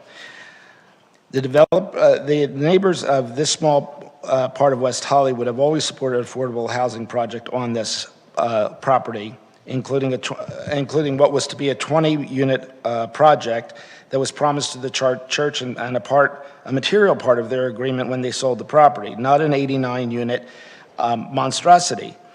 To the point just made, that you had to give this new relief for the setback. All along they had 89 units. Suddenly they're now saying that they wouldn't be able to have 89 units. So that's a sudden change that is kind of perplexing. In view of the loan covenants that you spoke of earlier, the design review board spent hours, and that apparently went nowhere. Mr. Lombardi and Ms. Jones took great effort to put together large binders of materials and questions to attempt to explain issues impacting all of the stakeholders, and that seemed to go nowhere. The loan agreement does provide for the developers to collaborate with UDA, and that does not seem to have happened. Maybe the intent of that needs to be made more clear in future agreements. The city should require a complete EIR. This would give the residents, stakeholders, and our city the information, backup, and comfort to know that we are protected. We want more than the bare minimum that has to be done. We want actually the EIR to protect us. Mr. Slansky instead found various consulting firms that would evaluate different aspects of the project and give him reports that supported the outcome that he desired. The city owes it to itself and the current and future stakeholders to do a full EIR.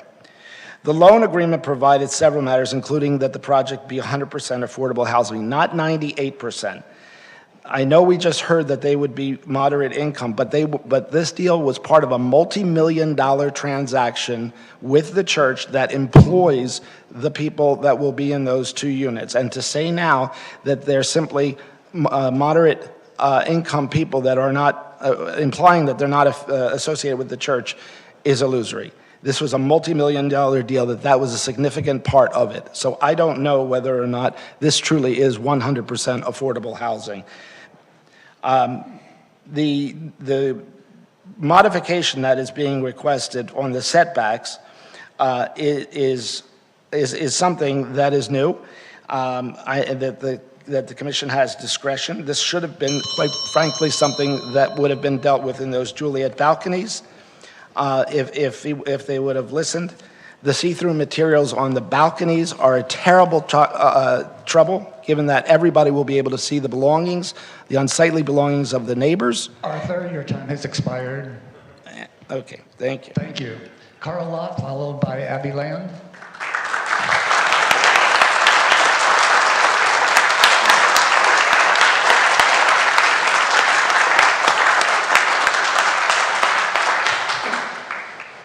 My name is Carl Lott. I'm a resident of West Hollywood. I've lived in West Hollywood for more than 30 years. I live 2 blocks from this project. I am the chair of the board of West Hollywood Community Housing Corporation, and I'm speaking in support of the project. I joined the board a number of years ago because of my commitment to addressing housing instability in Los Angeles, in West Hollywood, throughout our community.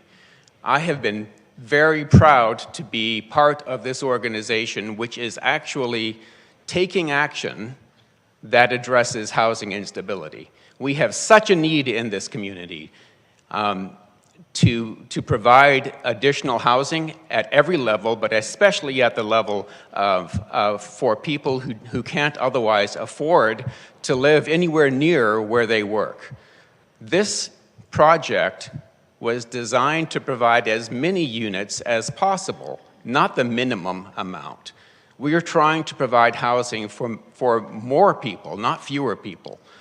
So I'm actually very pleased that we were able to come up with a design that I think fits the neighborhood and provides housing for the maximum number of people that we can fit on this site in a comfortable and beautiful environment.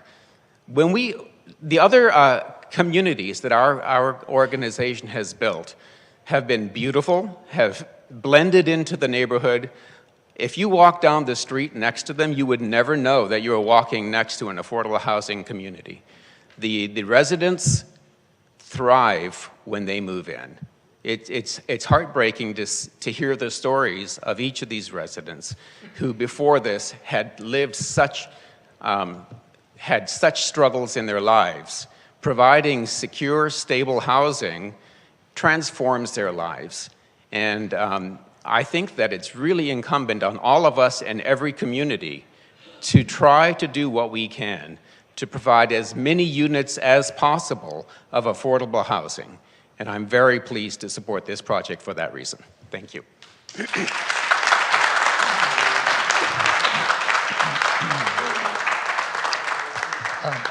Abby Land, to be followed by Andrew Solomon. Thank you. Good evening, Commissioners. My name is Abby Land, and I'm a longtime resident here in the city of West Hollywood.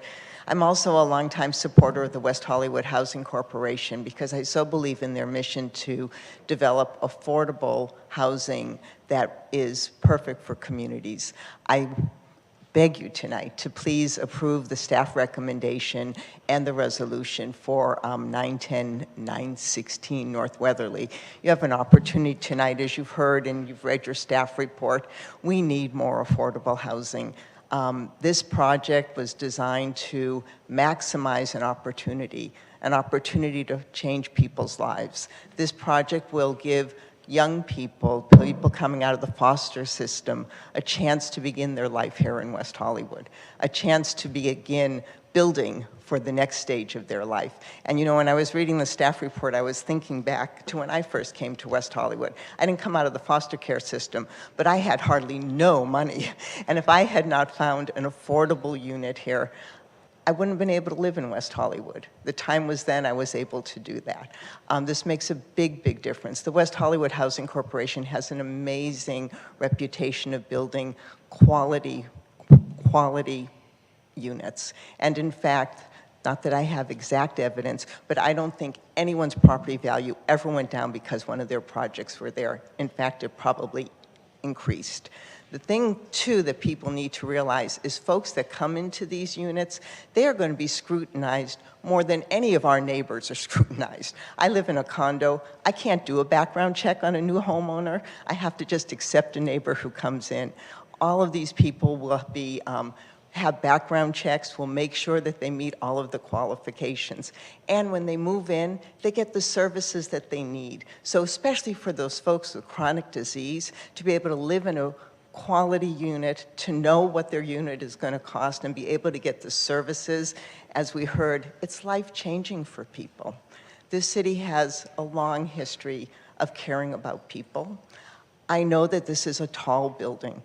But you know what? I bet when they built the 5-story building next door, neighbors came out and said, it's too tall, it's horrible. And you know what? Now those people are part of our community. We have an opportunity to bring in 89 units, 88 units for people who really need affordable housing, who can become part of our community, part of the fabric of our community, and help us continue. Because when people see this project, then I know that they're going to want to see more projects as well, and I hope we always get to support the development of affordable housing here in our city. Thank you very much for your consideration. Andrew Solomon, to be followed by David Nash. Hi, good evening. Andrew Solomon. I've lived in West Hollywood for 9 years. I support the housing project at 910 Weatherly, and I support the West Hollywood Community Housing Corporation. West Hollywood is a beacon. It's a sanctuary city. It's a city on a hill for all the misfit toys to come here and belong, but we're out of space. There's nowhere that we have in our city to accept these new people who need a place to belong. So I'm glad to see this project, which provides 89. It's a drop in the bucket, but provides a chance and opportunity to change the lives of 89 people. As I read through the staff report, I'm glad that the West Hollywood Community Housing Corporation took every advantage of state law available to them to provide the most units. And most of that discretion is out of your control. That's the state law, and that is what you all have to abide by. As I read through the staff report, I note on page 29, it's the staff's professional assessment. Based on the evidence, the city has an extremely limited ability to deny or require changes to the project, where the city does have discretion in the requested modification for 10% in both of the side yard setbacks and 10% in the required rear yard setback. So you have a very limited amount of discretion, a very limited light to look through. It is 12 inches, but in that very limited light, you get the opportunity to change the lives of potentially 89 people. And that's an awesome responsibility. You've earned your $75 for tonight. So I hope that you will support this project. I hope that you will support the future lives that it will change. Thank you. Thank you. Our next speaker is David Nash, followed by Christian Robert. Thank you, David Nash. This January, I will become a 25-year resident of West Hollywood. I live in a beautiful building on Palm Avenue that the West Hollywood Community Housing Corporation developed in coordination with the Actors Fund. I have become a reasonable, active member of the community. I'm honored and so pleased to live in West Hollywood in an affordable, beautiful situation. This building is not monstrous. The executive director of the Actors Fund, Keith McNutt, explained to me recently how size matters and bigger is better. If you don't have enough units on a property, the building will not support itself. It will operate at a loss. So you need the units not just to house people, but to make the entire project supportable. So I greatly encourage you all to let this project move forward as soon as possible and to continue to support affordable housing for people who have needs, whether they be senior, disabled, or struck by some circumstance in their life that they can't afford $3,000 a month to live here.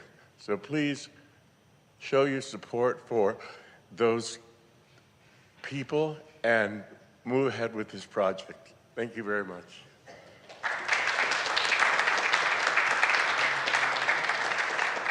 Christian Robert, to be followed by Martha or Alana. Good evening, Commissioners. Christian Robert, resident of Los Angeles. I'm a little unusual position here. I'm actually speaking as a private citizen. I'm also co-founder and principal of Office Untitled, the architect.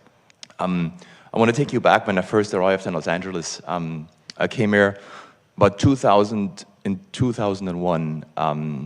I had just lost my job. My dad was in Germany, my mom, and I called my dad and was like, please, I need $2,500 to make it to the next paycheck. I would luckily find a job in an animation firm, and I found a room to live for $328 a month. That now, I lived there for about 3 to 4 years. I shared it with roommates, and now I'm proud co-founder of a firm. We employ 50 people, and I would say 75% of our staff members would qualify for the low income. Not that we don't pay them enough, but I think the median income that qualifies is about $75,000 a year. So we're going back to the project, and as you know, our Harlan project is an incredible success in the city. It provides with 37 units, 12 market rate units, 12 affordable units. Those affordable units are incredibly inconspicuous. There's people there that make a living, that work in this city, and we need more of those projects. The question about the setback came up. I would say every unit counts, but also every inch counts. I understand that we might lose a few units. We can make the units also smaller, but in a way, we're really there to provide a balance. You know our work, we've done over 10 projects in the city. This is not about creating a monster, and about fitting density, and this is one of probably the most challenging projects of our career, right? I think it's an incredibly tight site, tight street. We fully recognize and have really compassion for all the neighbors' concerns. We really tried our best, hopefully, that as we always do, in collaboration with city, with the staff, with the members of the public, but it's always a compromise. So, thank you. Thank you. Our next speaker will be Martha Orlana, is followed by Mark Yusupov.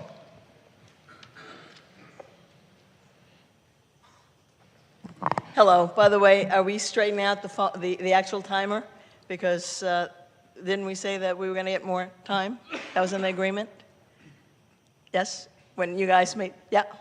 Because I know that Mr. Bernstein got cut off at 3 minutes. And if they got additional 5 minutes, we were going to give everybody more time. Is that not the deal? Did I just? I would just note the agenda states the public receives 3 minutes. Our understanding from Commissioner Matto's request was if the applicant received an additional 5 minutes, then the public would be allowed to go at their full 3-minute threshold. And I would also just note for public comment that the commission can't respond to questions that are posed during public comment.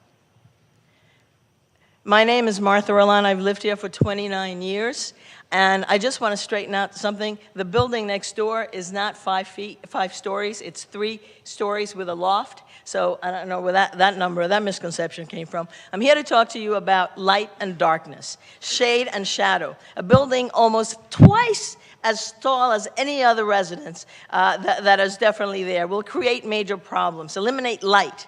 Take away the sunlight and be completely encased by this 7-story building. From dozens of residents, they will have no light as soon as it's built. So what happened to allowing residents to enjoy some light? All of a sudden, their rights will be violated. Transparency, we have such dark shadows run deep with this project. How the land was acquired, how the church sued the developer along with the city of West Hollywood and the planning commissioner, and how the developer gave church a big chunk of money to get the land. Now they expect us to pay for some of that. The height of... I got time, guys. The height of this monstrosity, it is a monstrosity because it's not equivalent to anything that's on Harlan. Harlan is not a monstrosity, and it should be allowed to be the same, similar. You can put Harlan right where we are, and that would be lovely. But it will deny the ability to install solar panels. They will be denied the right for energy efficiency buildings right next to it. Affordable housing, 2 units will go to the church as part of the lawsuit agreement. That is not affordable housing. The pastor and they're not in low income. Right. So you call 300 square feet of living space housing? You promote quality of life as an equivalent of 1-car garage, a hotel room, or a small jail cell? That is not housing. This is a developer trying to line his pockets just because they call themselves nonprofit. It doesn't mean that they aren't begging or being compensated extremely well and will benefit enormously from having twice as many units as there really should be. We're not opposed to having affordable housing there. We're just opposed to the monstrosity that will be created by there and all the trouble that will cause in terms of traffic, parking, whatever. But why should Mr. Slanky care? He lives in a lovely multi-million-dollar home on a quiet tree-lined street outside of West Hollywood. We don't live in Westlake Village. Parking passes for a building that refuses to provide enough parking for residents to take away parking from people that actually live there, that have lived there for a long time. The church has beautiful stained glass windows, no light shining through. So I guess we can call it stained glass greed. Standing up for all residents, several cities in California are standing up and fighting for their residents. We have the right to dispute laws that are thoughtless and harmful to the majority of citizens. You can and you should fight certain legislation that will have the detriment effects. It is your duty to do what's best for all of us, not just for a few of them. Don't be a sheep that follows certain ethics that don't make sense. This project is total antithetical to the City of West Hollywood mission statement and core values, quality of residential life. We maintain a balanced sense of community by protecting quality of life, conserving our historic neighborhoods, safeguards housing affordability, and proactively governing growth with care and thought. Thank you.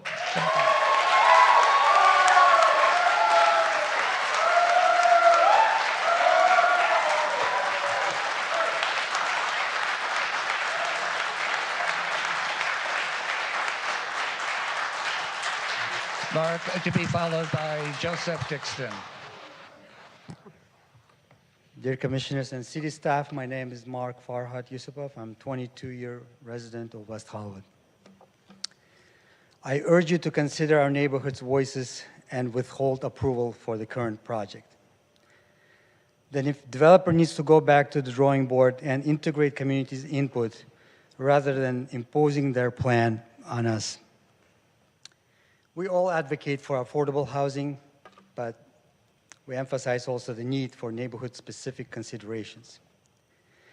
As we know, the project history involves broken promises, lawsuits, and questionable dealings. And there is overwhelming public opposition. However, our concerns have been consistently disregarded.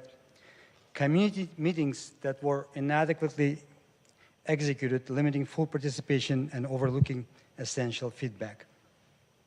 Even this hearing is postponed and scheduled around holiday times, when most of the residents are already on vacations or taking time off.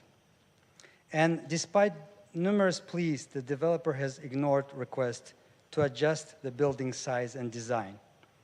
That impacts the sunlight, and for example, this allows our building to get solar panels installed on the roofs.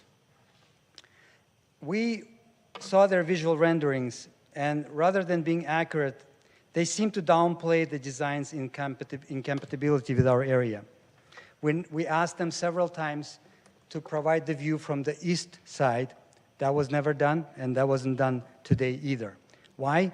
Because it's not flattering their project. This design poses significant concerns, including noise issues from the rooftop deck. And I don't know if the rooftop deck is part of the incentives allowed by the state. Also, a big concern is the metal staircase. If the design is the whole courtyard is like a tube, imagine what the staircase in the middle of it will do. And while we all acknowledge the housing need, we stress the balanced approach that respects both community interest and development objectives. So we ask for responsibility in implementing this project, balancing community needs with the development plans. This type of balanced approach would set precedent for future collaborations. I say let's work together for a solution that genuinely considers our city and its residents, not just developers' concerns. And lastly, I want to add, I think nobody talked about the cost. And I believe the average unit in this project is going to cost around $700,000, which is way above the average cost of the much bigger unit in our community. So we need to think about that too. Thank you.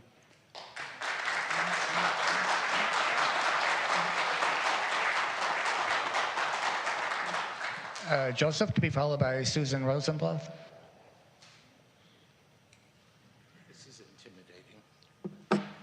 Hi. I have a speech here, but I'm just going to wing it. I'm opposed to this. I'm not opposed to affordable housing. I don't think anybody in their right mind should be. But I live 20 yards away from this project, this proposed project.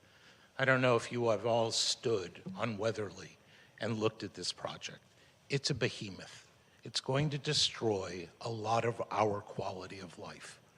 We are for affordable housing. Build it there, but build the right building for the right spot. This is a monstrosity. It's 36 inches away from other buildings. It overshadows everything. Just because you can do it, just because the state allows you, doesn't mean it has to be done that way. How about the quality of life for each of these individuals that you are going to house in these micro units? They can't afford to shop in the neighborhood.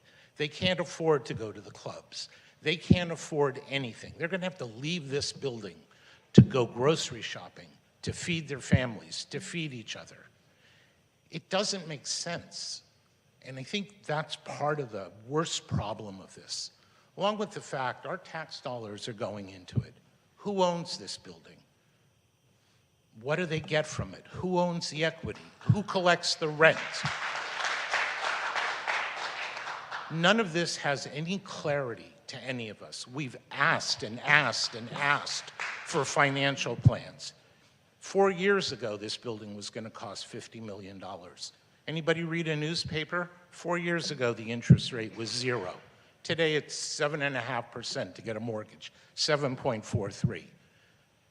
Dollars have changed. This building needs to change. It cannot destroy the lives of people who live around it. It's just not fair. And I'm the face. I live in a building. I have a wife. I have a 15-year-old daughter. This is going to change our lives completely. for the years of construction, for the density, for the amount of people that are going to walk up and down that tiny, narrow street. There are not 50 parking spots on that street.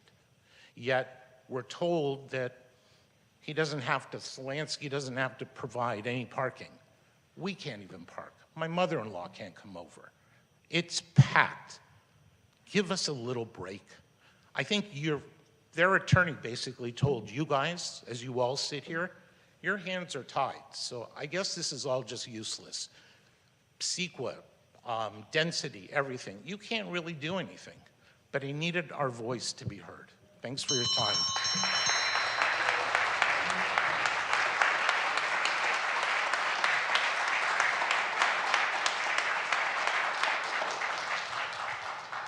Susan Rosenblatt, to be followed by Todd Grant. Good evening, commissioners and everybody here with us tonight. I am a 20-year resident of West Hollywood. I live directly across the proposed building site. Unlike the developers who live in private dwellings outside of West Hollywood, our community, particularly our block, are working people who live in multi-dwellings who very much appreciate and support affordable housing. We do, however, believe it is the responsibility of our city to protect us as well as to welcome more of us. What hasn't been said is how much our confidence in the City of West Hollywood governance has been eroding over the years of being ignored when we try to express our concerns.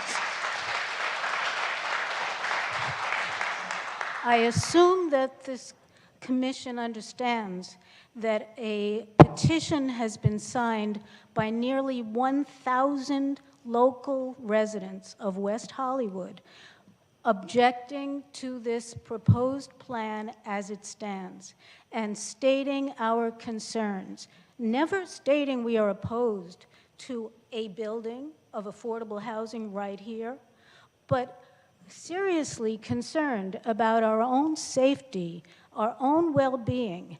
And when 1,000 residents speak up and no response follows for a few years, what are we to think about our city government elected by us?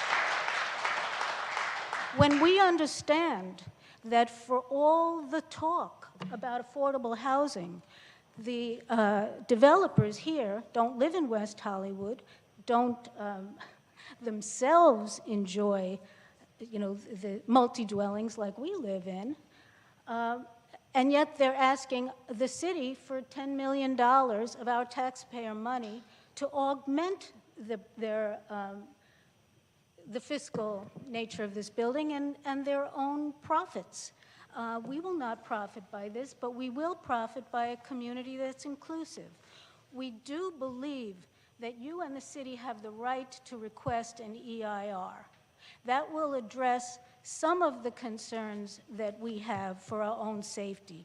We believe you have the right to ask for a construction plan. How will this building be built with consideration for all of us who live here, for the parents and of the school children who drop their kids off and pick them up every day? We haven't seen anything about fire and safety during this construction period. Those of you who have looked at the neighborhood see, where is a fire truck going to be when these massive, construction vehicles are there? We are worried about our safety, and we rely on you guys to protect us. So please do. Thank you.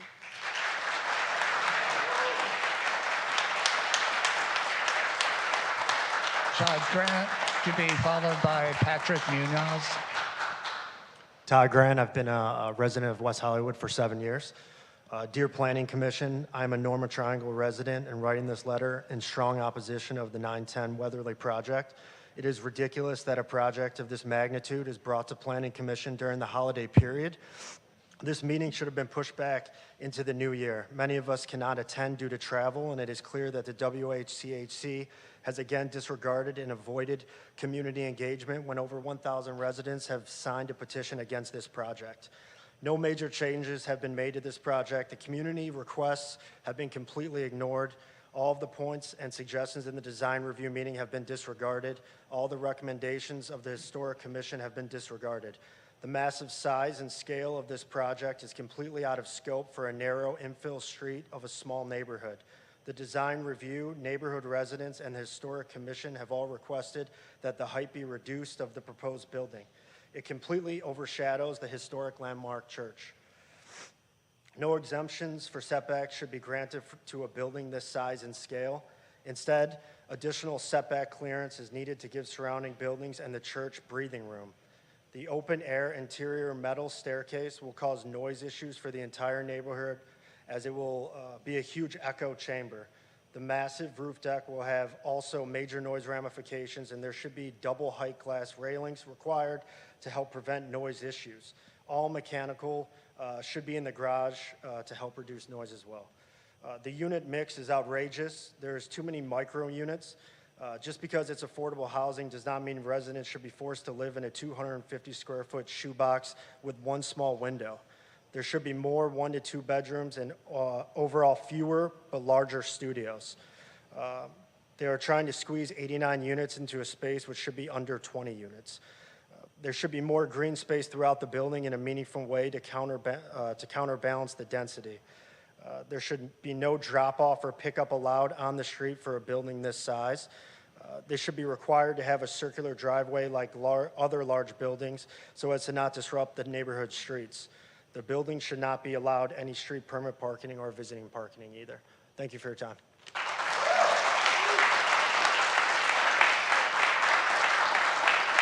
To be followed by Eric Hoffman. Good evening, Commissioners. My name is Patrick Munoz. I live across the way at 9024 Cynthia, so rather close.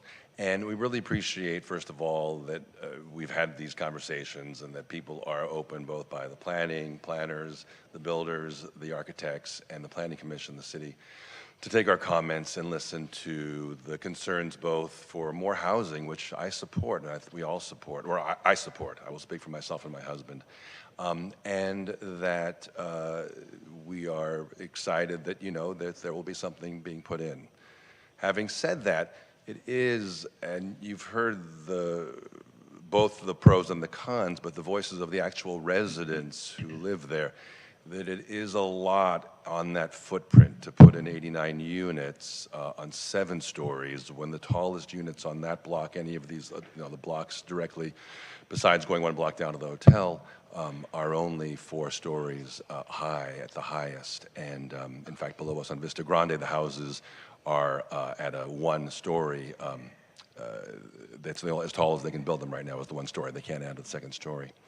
So I do appreciate that we've had this time and the patience and everybody being here and being able to voice both opinions, pro and con.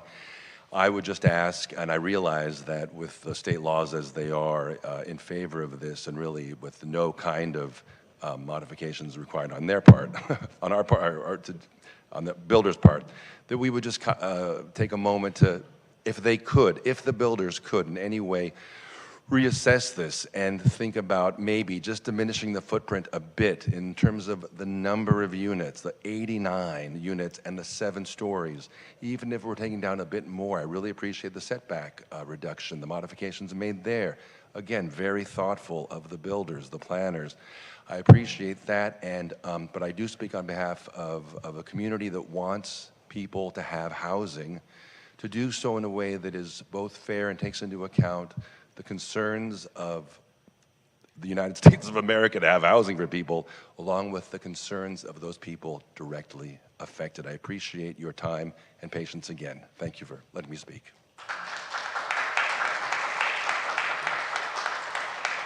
Eric Hoffman, to be followed by George Murphy.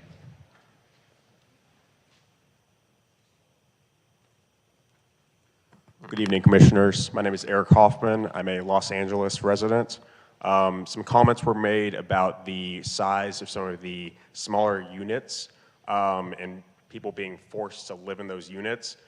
This is a completely voluntary project. No one is being forced to move into these units. If someone chooses to move into these units, that is because they cannot afford a larger unit or a unit elsewhere for them to be able to live in West Hollywood. The reason for that is because this city and the entire, all 88 jurisdictions in Los Angeles County have not built enough housing.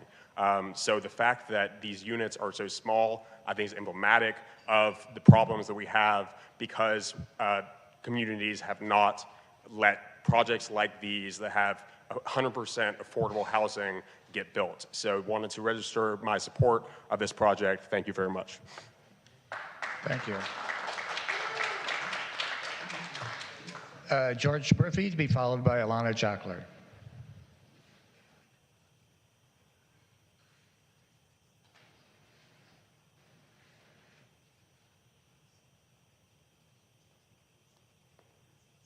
My name is George Murphy. I've lived in this area since 1964, before there was a West Hollywood.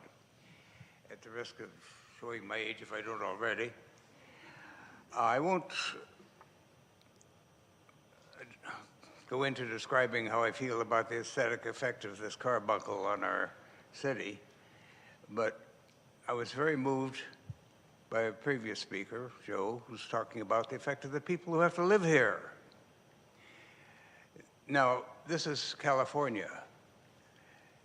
You have 89 units and 66 parking spaces. Some of those units can have 2 cars, some of them will have no cars.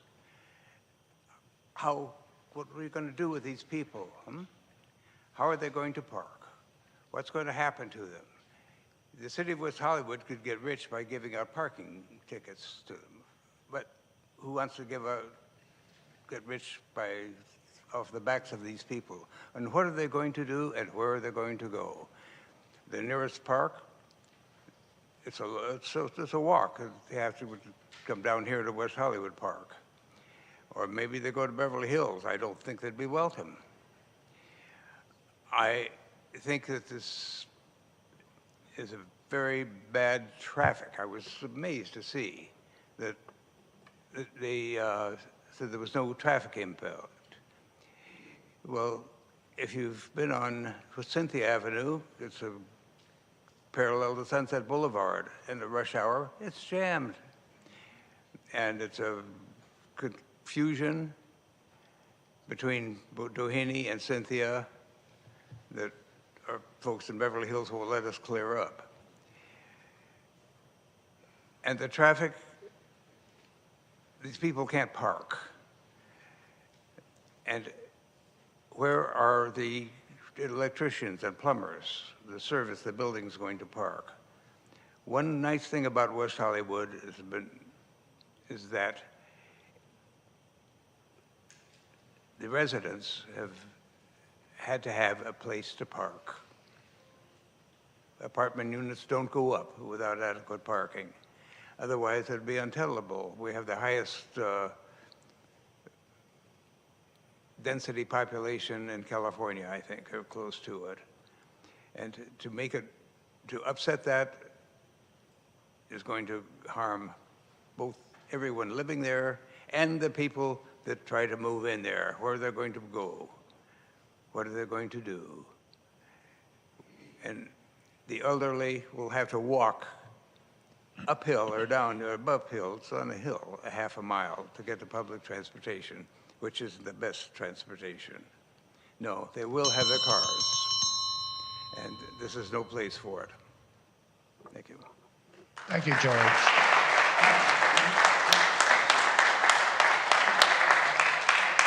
Alana Jockler to be followed by Antonio Whitley. Alana? No? Okay. Antonio?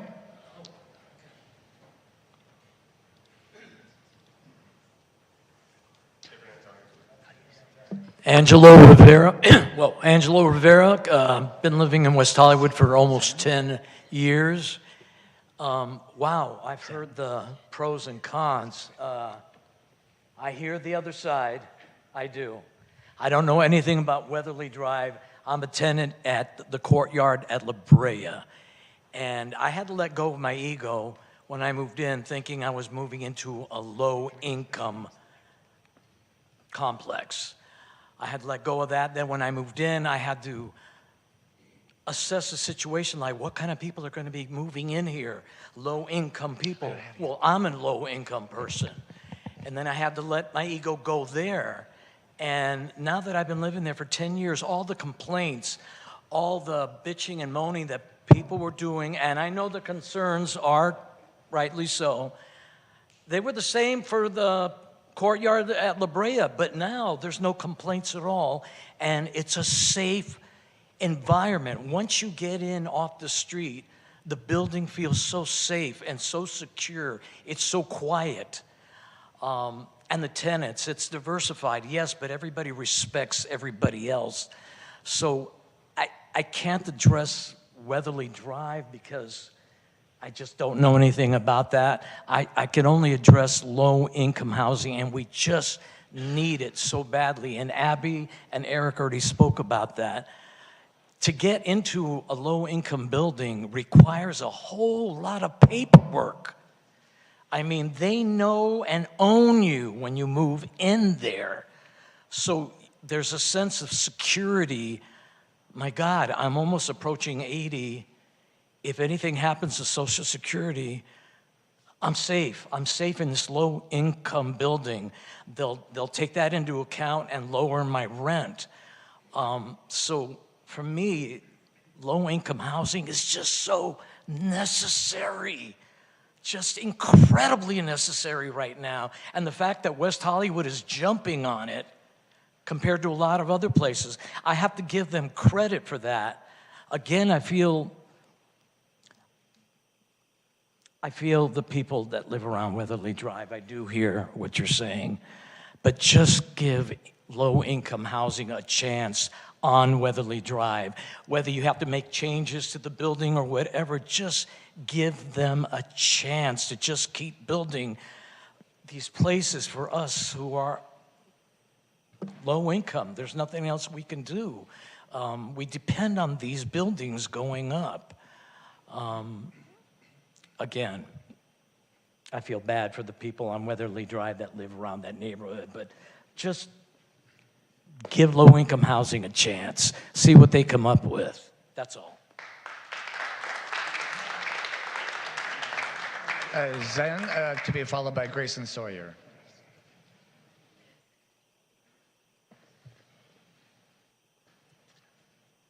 Good evening, Commissioners. Zentara, 15-year resident. Excellent staff proposal, a report. Thank you for that. As the parent of two adult children with disabilities, I'm very much in favor of affordable housing. I have been to enough public historical commission meetings to understand the questions earlier, and I appreciate that. I do support this project, and I just want to, I'm just going to leave it at that. Thank you. I do support the project. Thank you.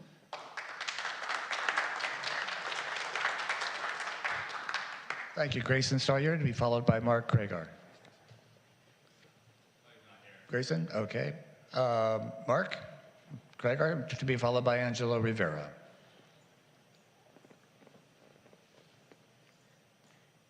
Hi, I'm Mark Krieger, longtime resident of West Hollywood. I've been in the Norma Triangle for about 8 years. I do support affordable low-income housing, but I don't support this project as it currently stands. The Weatherly Palms project, as it's currently conceived, it's too large, it's too invasive, and above all, it's too dense. In land that was formerly occupied by just 2 houses, a building housing as many as 300 people is being proposed. That's equivalent to 1% of the population of West Hollywood in just one building on a lot designed for 2 homes. Excuse me. I agree with nearly 1,000 others who've signed that petition calling for changes, such as a driveway that would alleviate traffic, larger setbacks, and a height limit of 4 stories. Most importantly, An environmental impact study is critical to assess the impacts of this unprecedented project. And it is unprecedented. I think it's unlike anything that any of the other residents of affordable housing have lived in. Basically, none of our requests have been unreasonable, yet the developer has continued to ignore them. This community supports low-income housing. We just want the most potentially egregious of the project impacts to be addressed. That's it. Thank you. Thank you for the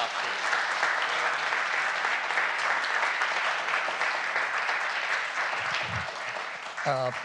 Parker, to be followed by Nick Perloff. No Parker? Okay.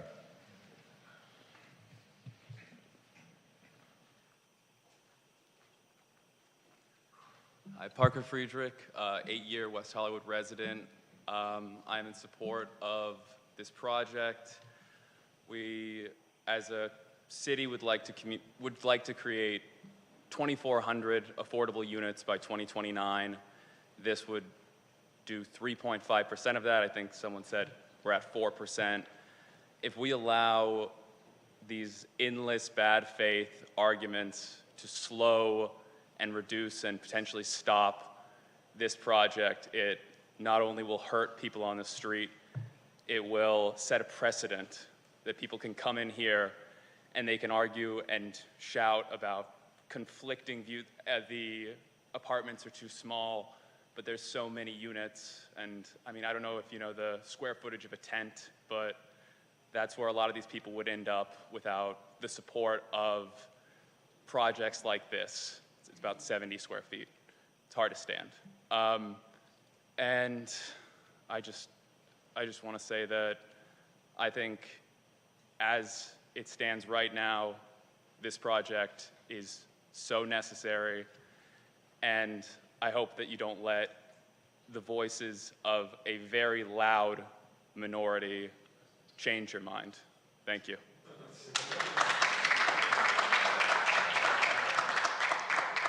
Nick Perloff, to be followed by Sage Johnson. Hi, good evening. My name is Nick Perloff. I'm a resident of Los Angeles.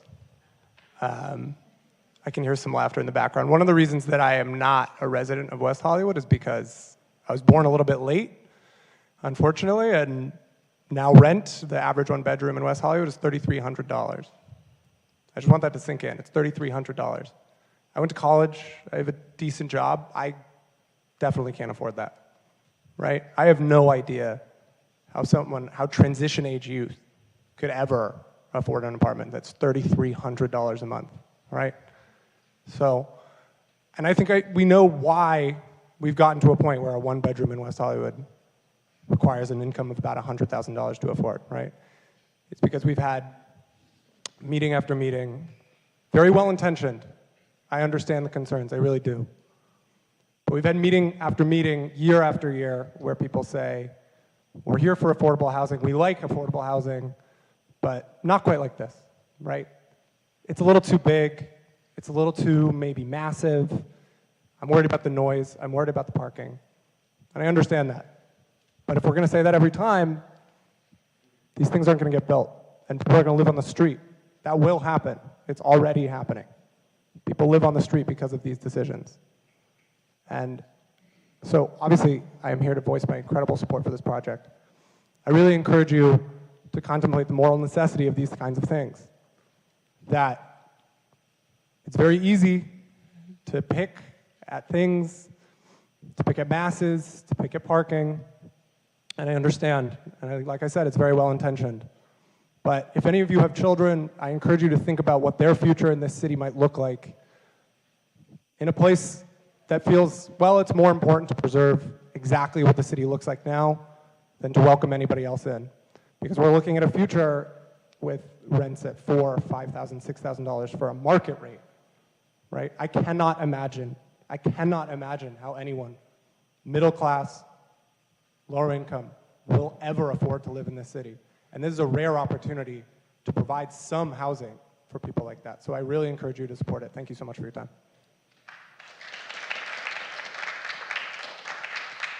Sage Johnson to be followed by Kenneth Stabbins.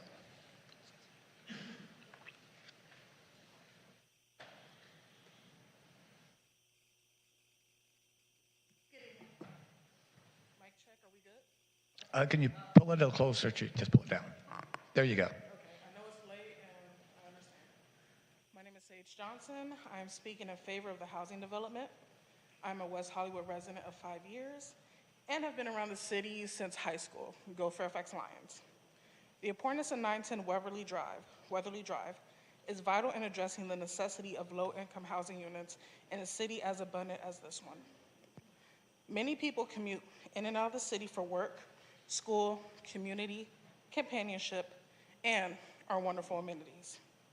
It is our responsibility as a city to acknowledge and accommodate our existing neighbors and our potential residents. I'm just gonna say this, I had a whole script, it's late. I have lived experience of being in a house when I was a young adult. I was a transitional age youth. Due to the WHCHC, I live in one of their buildings now. I've stayed housed.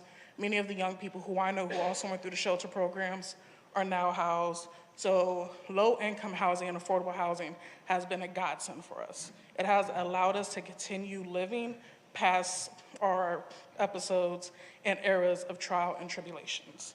Taking into consideration what the folks have brought to you today about parking, quality of life, those are all valid, but I do want to keep the forefront of affordable housing and making sure we accommodate people who are coming in and residents who are currently there.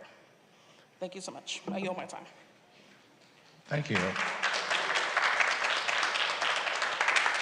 Kenneth Stabbins to be followed by Jonathan Wilson. Good evening. My name is Ken Stabbins. I'm a resident of West Hollywood, and I live in the building that is next to the proposed site. I'm for affordable housing, but not for the current design.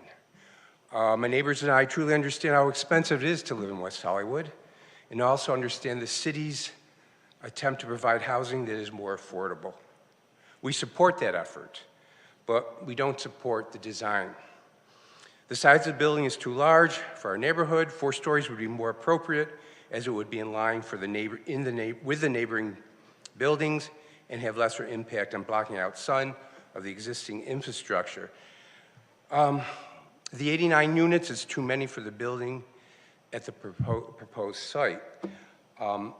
Traffic will become unmanageable, especially during the rush hours and during times parents drop off and pick up their kids at the school on Hammond.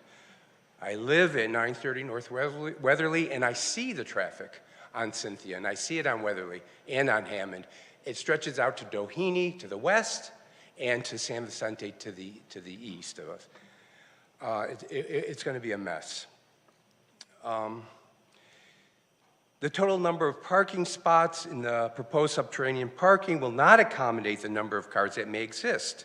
On-street parking will become unavailable. It's highly unlikely that the residents will give up their parking spots for members of the church. We believe the design of the building as proposed will cause major disruptions and serious problems for us, the existing residents, and for our new welcoming residents in the Norma Triangle area. Thank you.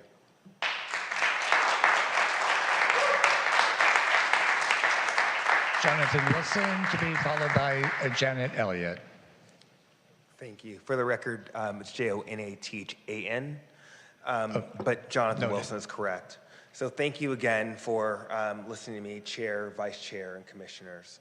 I just want to think about the long-term vision for West Hollywood, and the reason I'm here is really more about the passion about the long-term vision.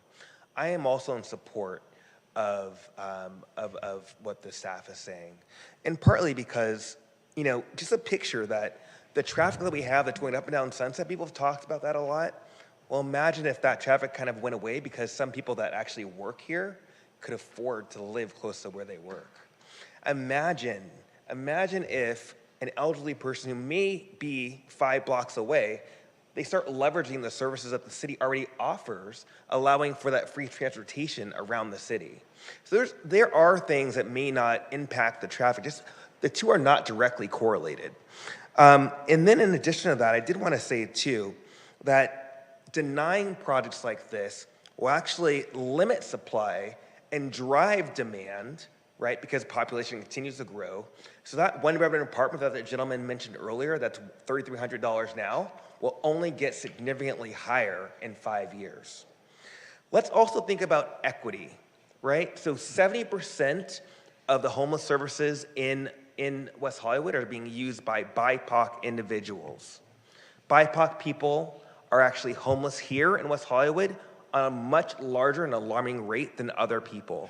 On top of that, you're looking at less than 20% of the people that live in West Hollywood are BIPOC. However, we have a high percentage of people that are in poverty or that are in middle-class families that are BIPOC. We need to drive additional diversity within West Hollywood, and this is one of the means to do that. I'm speaking, by the way, as a resident of West Hollywood and a business owner. I would love for one day to employ people that actually could afford to live here. And that is one of the things that I wanted to talk about as well. When we talk about traffic, we talk about homelessness, we talk about prices being driven up, but we aren't talking about the fact that we are creating 89 locations for people to live. We have far too few places for us to be able to, for the demand of the people that want to live here in the city of West Hollywood. We offer a really safe haven. Let's continue to do that for people that actually want to be here. Thank you. And I'm sorry for those residents, by the way, who believe that their rights are being infringed upon. We have to make some radical changes, and today is now. Thank you. Thank you. Janet Elliott to be followed by Eduardo Tialdi.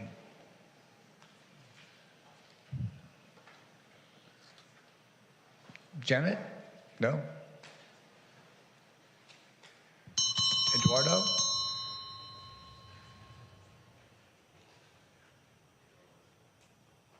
Good evening, Commission. Eduardo Tialdi, resident of West Hollywood. I am speaking in opposition to this project, not to affordable housing, to this project. Somebody said earlier it's easy to pick on things like parking and density and size. Yes, it's very easy because it's obviously true. Because anyone with a shred of common sense can tell that the size of this project is utterly disproportionate to the location for which it is proposed. If this had been on Doheny, on Santa Monica, hardly anyone would be objecting. You wouldn't have all these people objecting. But this is a tiny street on the side of a hill. And people have said it better than I can. The light is going to be taken away, the traffic that's going to cause, the noise, the crowds going in and out, the church. It would cause a permanent deterioration in quality of life for the neighborhood. It's just a Goliath. And as a resident, I and many others are simply advocating for a reduction in size for the project.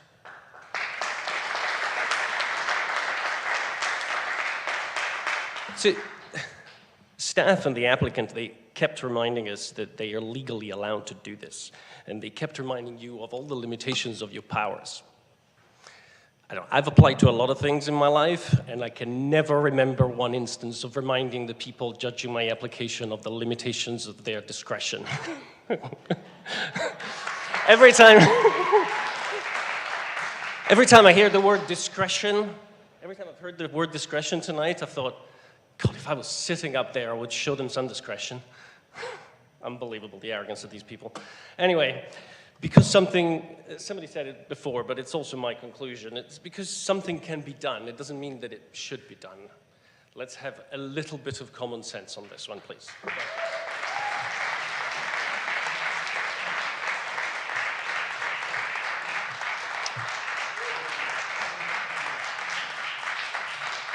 Felice Kaplan to be followed by Hector Barbosa. Felice? Am I next? I'm Felice. Yes, please come down. I just heard about this a few days ago, and I thought I just wanted to take a few minutes. I've been here my entire life. I've been in West Hollywood before it was West Hollywood. I've been here since 1959.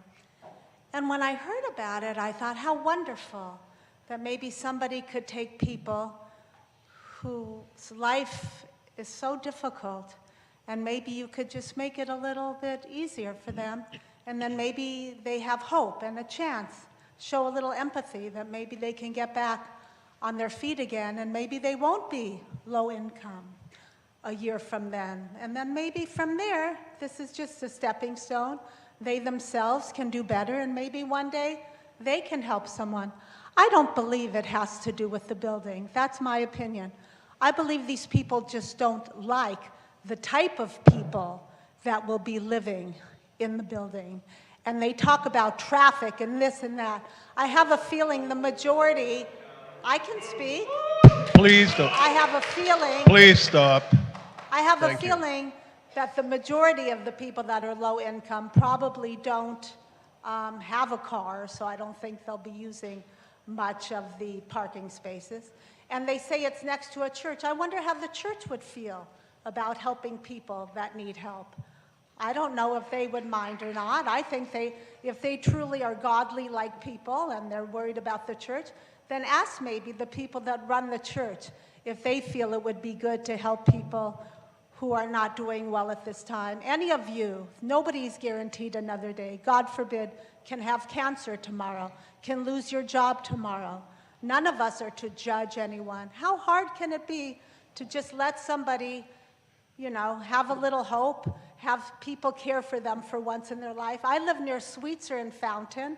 I've been there 15 years. My rent is very high too, but I love living in West Hollywood. And I see people, isn't it better to have them in a low-income building than to have them laying on the street, yelling and screaming, getting drunk, peeing, pooping on the sidewalk? My God, just give them a little hope. It doesn't cost anything. Thank you. Thank you. Hector Barbosa, to be followed by Alexandra Baisley. Good evening, everyone. My name is Hector Barbosa. I've been a patron and resident of West Hollywood since 1977, and I have seen the many changes that have taken place ever since then. And I wish I could go back to the late 70s and early 80s, but obviously we can't, and we can only think of the future at this point. I appreciate what people have said on both sides, but I like to look at things very practically, and I like to consider the future, where we're going to be at, a couple of decades from now. A building that has 89 units, is that going to be something very rare 25 years from now? I don't think so. Even I'm concerned about what's going to happen to us who live on Palm Avenue, that it's a building of only 12 units that clearly are not meeting, the needs of the people with only 12 units. And I want to dispel a few untruths here. First, the amount of space. Okay. In the last decade, a lot of apartments in West Hollywood have now eliminated, their owners have eliminated things as closets and dining rooms and stuff like that in order to accommodate 2 or 3 people in a very limited amount of space. That is the truth of not only West Hollywood, but it's the truth of many cities around the world. Okay, we're not going to be living in bigger spaces, we're going to live in smaller spaces. So having a building that is only offering, a certain amount of feet is going to become the reality of tomorrow. Also, the problem of parking. My building, like I said, was 12 units. Approximately 40% of the spaces are empty. Each unit has two parking spaces. Roughly half of the people in that building do not even drive. I don't drive. My roommate does. He doesn't even spend that much time in West Hollywood. He's mostly, traveling abroad and everything, and yet we have all this space. The same is the truth for the building right next to me on the right side and the left side. Most people now don't require that much parking space. Okay, and also something else, the real need for as much housing, it doesn't matter how much you're paying for your housing. the fact that the population is increasing, it's not going to decrease, and that West Hollywood has become an ideal place to live in, not only for the wealthy, but also for everyone who wants to live within a certain amount of feeling safe. You know, that is going to be not only the reality of today, but of tomorrow. And let me say something, the very rich people in West Hollywood, sometimes they don't even go out for a cup of coffee. It's a lot of the people who are barely getting by who truly support a lot of the small businesses in West Hollywood. Thank you. Alexandra Baisley, to be followed by Javier Milero. Hello, good evening, Chair, Vice Chair, Commission. My name is Alexander Basley. I've lived on Cynthia and San Vicente nearby for about 14 years, so I'm familiar with the area. I'm here to speak in support of this item and of the project. I am a proud board member of the West Hollywood Community Housing Corporation. The reason that I joined the organization, this is a homegrown development company within West Hollywood. It is known for its award-winning design, architectural design, and amazing services that it provides its residents, which is quite critical. As you've heard from Carl, who also lives nearby, leadership of the company, many of us are from the community, from within West Hollywood or around West Hollywood. So when this building was just ideated, you know, really from inception, our concerns really were to make sure that you all were proud of what was presented and that the community is proud of what was presented. I think the most critical item in that regards is that we are, of course, that we all know, in a severe housing crisis for the state, for the region, for the city. So this is a most spectacular opportunity to actually make a transformational impact for 88 families, and something that will really help make sure that we can continue to ensure that there is some economic diversity within the community, to make sure that our community stays dynamic in terms of the people who live here, the economy that's powered here. So once again, in great support of this project. It really is our intention on behalf of the corporation to make you all proud in terms of having a project here that not only is within you know, sort of the state law and within kind of the mandate of the community, you know, regional in terms of our housing needs, but of the aesthetics of West Hollywood and of the ethos of West Hollywood to be a desirable community open to many different individuals. Thank you. Thank you. Javier, to be followed by Dominic Bonanno.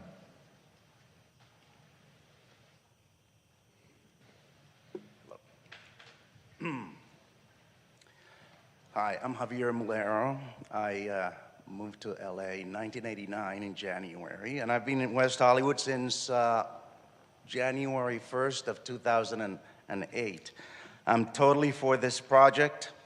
This is what I call a miracle of a project, in the sense that the entire thing is it's not just 11% affordable housing in the building, it's 100% with a lot of low-income housing opportunity. This is amazing. These are people who are going to be paying about 1/4 of the rent. That is a great startup for them. It's a great step up. It's 5 steps up. I'm totally for this. This is a city with a lot of writers and actors and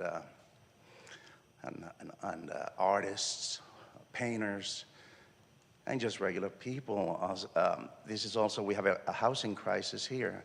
And this would allow 89 people, 89 couples, perhaps, small families, to have an opportunity to come in and be part of this community, just like the rest of us are. And so they won't have to move to I don't know, Compton or Lancaster or Palmdale or Downey, and there's nothing wrong with that, except that some of us don't want to do that. And so I'm totally for this. I implore you to please, pretend it's a city. It's going to grow. People are going to want to move here just like you wanted to move here and stay here, like I did, like I do. Please, I implore you to approve this project as proposed. Losing even a few units might appease some people, but will have greater negative impacts on those already struggling to make ends meet. I wish people would be more concerned about housing insecurity and homelessness. Thank you.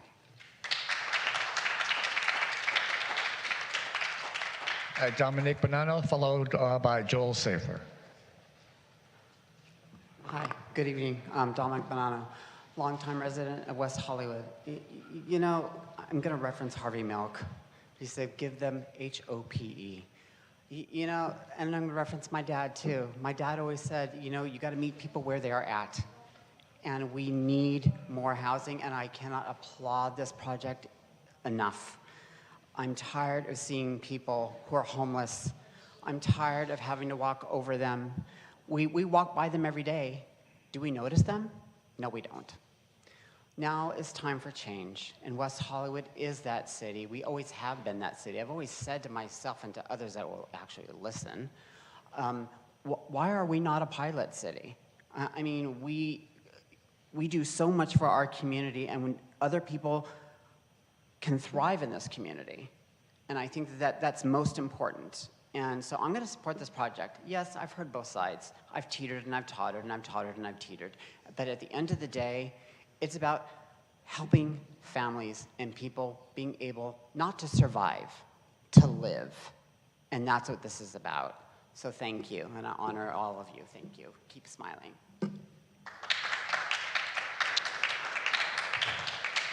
Joel, to be followed by Matthew Sam.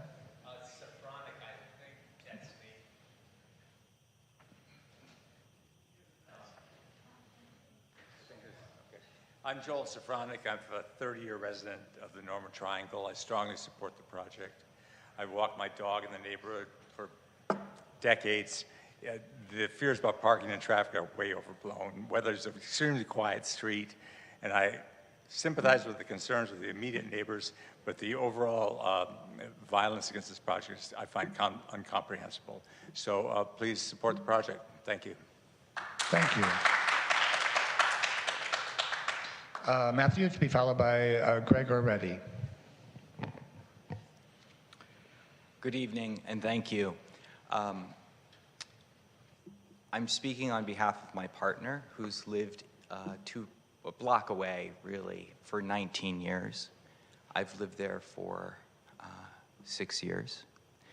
I'm a 13-year resident of Los Angeles. I am opposed to this project, but not opposed to affordable housing, and I'll tell you why. I was the beneficiary, or I benefited from a similar project 25 years ago in Brooklyn. Might be hard to believe, but I was lucky enough to secure a spot as a broke college student in Brooklyn in a new development. That helped to change the course of my life. However, it was appropriate for the scale of the neighborhood. When I think about this project coming into a street that I walk by 3 times a day with the dogs, and I see the flow of traffic, who some dismiss as just a minor excuse, there have been countless times where the traffic flow has been disregarding the one-way signs. The difficulty of exiting those side streets, specifically Phyllis, is incredibly difficult to navigate. The Cynthia stop signs are not being respected. In addition to that, there's no speed bumps that are kind of listed in that area or like secured in, but they are on one of the other streets, Hammond, for the school. All of this aside, you think about 89 units. Okay, maybe half of them don't have cars, but even if they do, then we're really in a predicament. I don't know if the proper reports have really been done. Based on some of the feedback from the city staff, things like, to my knowledge, seems like there's not real evidence here that we've done the due diligence of looking at traffic flow, looking at parking, looking at the effects on the community, and even integrating design feedback from the community. The drawings that we've seen are not to scale, not to scale. How can we really sit here and decide the future when you don't even have the real information? So the environmental report, that's something that we should be looking at. I mean, I could keep going. I have a few other thoughts, and I'm just about out of time. So if any of the other people that left, their names, they were so frustrated with the system and this process that they left. And I'm really sad that they left, and I had a whole conversation trying to convince them to stay, but they're so frustrated that they're not being heard.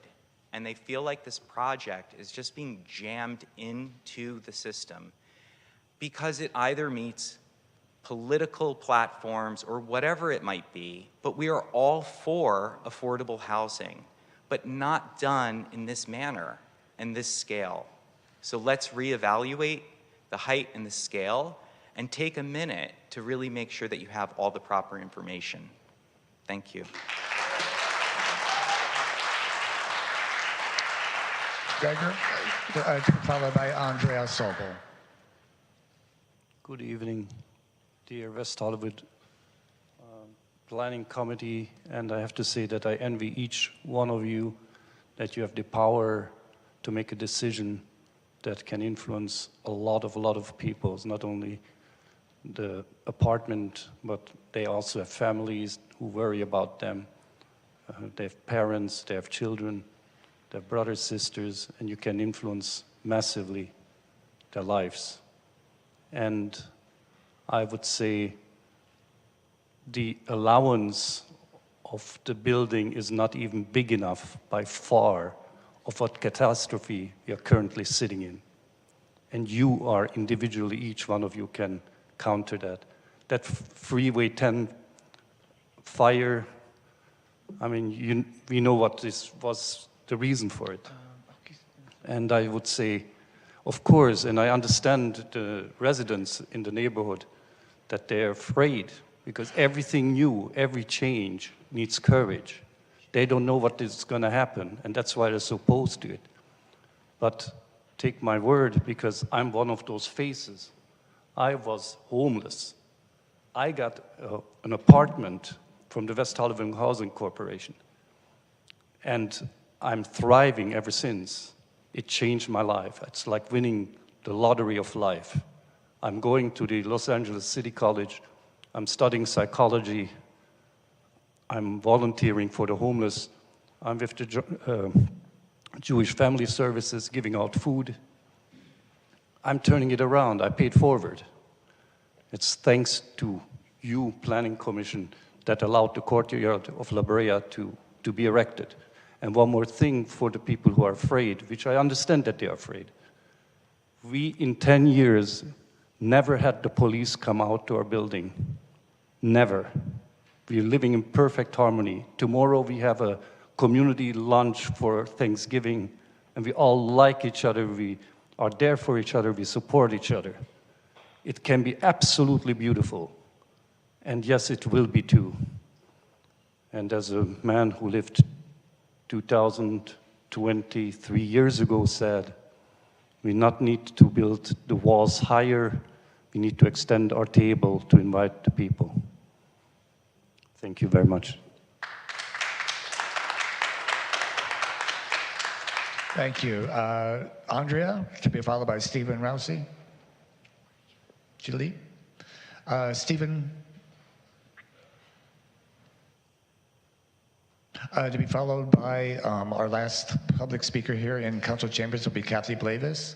If I've missed anyone, please come down to see me. I'll add you to the list to give you a moment. Hello. Yes, my name is Stephen Ursi. I just had a couple of comments. One is that I would really love it if somehow people that worked in West Hollywood could actually end up in this building, assuming it gets built. As far as I know right now, the likelihood of that happening is very, very small. Two, on parking, there's a lot of my neighbors and myself that are worried about parking on the street. I think a lot of that could be solved by how the city issues or does not issue permits for that space, or the residents in that space. And number three, the parking for the church, which, you know, it's sort of a proponent of Prop 8 and the like, and imagine living in that building and having their signs there all the time. It really kind of bothers me. The state law that allows them to say that this is like not a choice for the city, I think you could probably take out a whole floor of parking and then not have those 20 spots for the church, and it would probably make the building cheaper. So I think that really should reconsider that. Yeah, thank you. Thank you. Kathy Blavis, to be followed by Jesse Harris.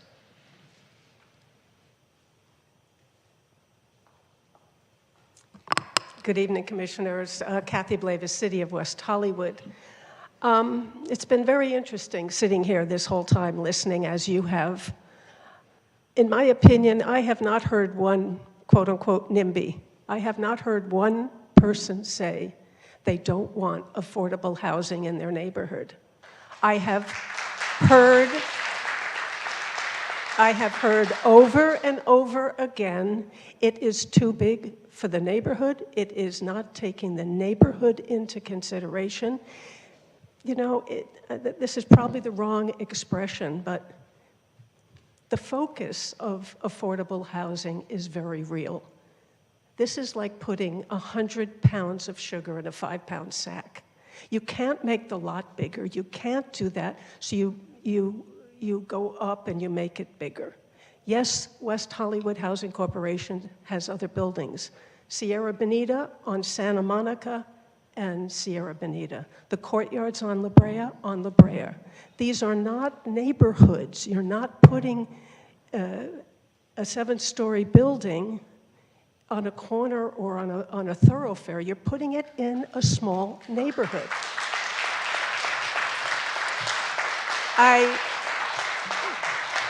Thank you. I would ask this question. If this was not an affordable housing building, would you even look twice at what they're trying to put there? I understand your limitations, I understand incentives, but let's be realistic. It's too many people, too many apartments.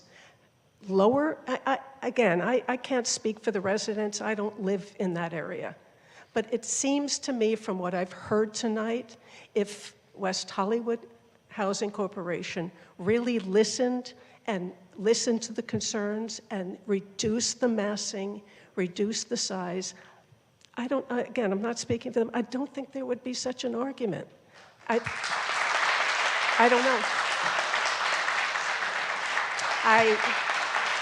I certainly don't envy your having to make this decision tonight, and I don't know what you can actually do, but if you can do anything to even the scales, to really even the scales, because it sounds to me like it's all been in the developer's hand and they've had all the power, for lack of a better description. Again, if this was a regular building, would you have let it get this far?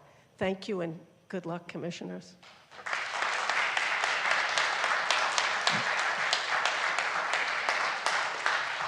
Jesse Harris, to be followed by Josh Harris, and then we'll go to the Zoom platform. Howdy, commissioners. Good evening. Jesse Harris. I've been a resident of West Hollywood for going on a decade. I actually moved here to West Hollywood because I got a job at a place that used to be called the Youth Center on Highland. It was a shelter and drop-in center for homeless youth that's operated through the LA LGBT Center. And I got the feeling, like a lot of people, that I was just completely overwhelmed by the sheer amount of homeless people, and not just homelessness, but the gravity of our housing crisis. And so I started thinking, what can be done about this? And I fell so far down the rabbit hole that I ended up getting a master's in urban planning, and I now work as an urban planner, and I understand, like many folks do, that we are in a full-on housing crisis, actually the worst that has been seen in recorded history. And I think by the very nature of the word crisis, what we also have to understand is that the solutions are not going to be comfortable. We have, about 2,400 units to produce, and as was said before, this is sort of a drop in the bucket. I love the city of West Hollywood. I'm constantly bragging about how we are a city that values access, that values transit, that values density, and values this being a city where folks can live and have a high quality of life. I think this project is part of that, and it's a great part of West Hollywood's legacy. The only way that we can increase the number of housing, and we are absolutely in a housing crisis that mandates that we increase our housing supply, is to build differently than we're used to. And that, I know, is uncomfortable. I love that this building mixes lots of different incomes. We oftentimes see buildings that are only for very low or only luxury. I love that this provides moderate income housing. And we have to acknowledge that the only places to build new housing in a city, in an urban area that's already built up, will require us to build in existing neighborhoods. I think turning a surface parking lot into housing helps us meet a lot of our regional goals. And to be clear, urban areas that do a good job of providing adequate housing, they're not easy to drive a car in. They're not easy to park in. They have tall buildings next to short buildings, next to medium-sized buildings. They mix the old and the new. I don't think that in a crisis we really have the luxury of prioritizing parking or ease of single-occupant vehicle movement. And so I think this is a great project, and I think that we need a lot more just like this. Thank you. And our last speaker in chambers will be Josh Harris. For those of you on the Zoom platform, if you'd like to speak, your time will be coming up. Please start 9 for me at this time, and we'll give you your opportunity in just a moment. Josh, go ahead. Hi, good evening. I'm Joshua Harris. Just a brief overview. I was an intern for the city about a decade ago, working at the city council, and my first meeting was about development. And flash forward a decade on, and I changed the project address, and it's the same exact rhetoric. Nothing has changed. Parking, massing, height, it's the same complaint, right? And I think as has been mentioned, this is literally the Housing Crisis Act, right? Housing Crisis Act. It's in the name. Act. It's right there, right? We have a game of musical chairs going on in Los Angeles County. We don't have enough seats for everyone, right? And people say people are living on the street. No, people are dying on the street. They're dying on the street. And we're all, everyone in here with a pair of eyeballs has to walk over them and see our fellow humans in the street in these conditions. And instead of getting more chairs, we have people talking about, should it be polka dots? Or maybe we should add maybe a little taller the chair. We have a crisis. Please act accordingly. Thank you. Thanks, Josh. And Joe, we'll now turn it over to Joe for our Zoom platform speakers. Hello, Chair and Commissioners. We have Alex Hopkins up. Alex, please state your name and city of residence, and you have 3 minutes. Thank you.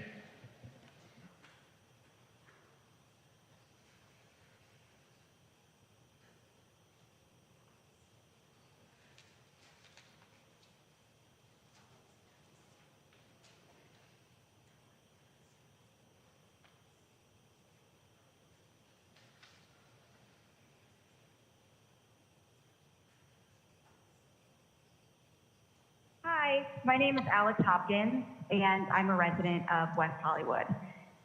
I keep hearing a lot of, I'm all for affordable housing, but not this one. And I think it's important that we recognize there will always be people in opposition no matter what. So my focus is on the people who really deserve this opportunity.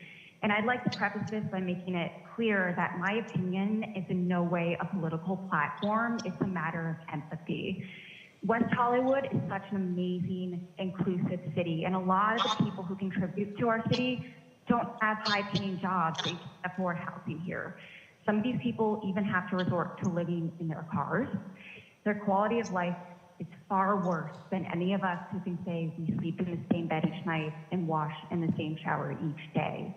And that's why affordable housing is so important to me, because it's not just a home, it's a shower, it's a bed, it's warmth in the winter, it's cooling in summer, and it's a new start for those who really need it. For these reasons, as well as those stated tonight, I urge you to approve 9A. Thank you.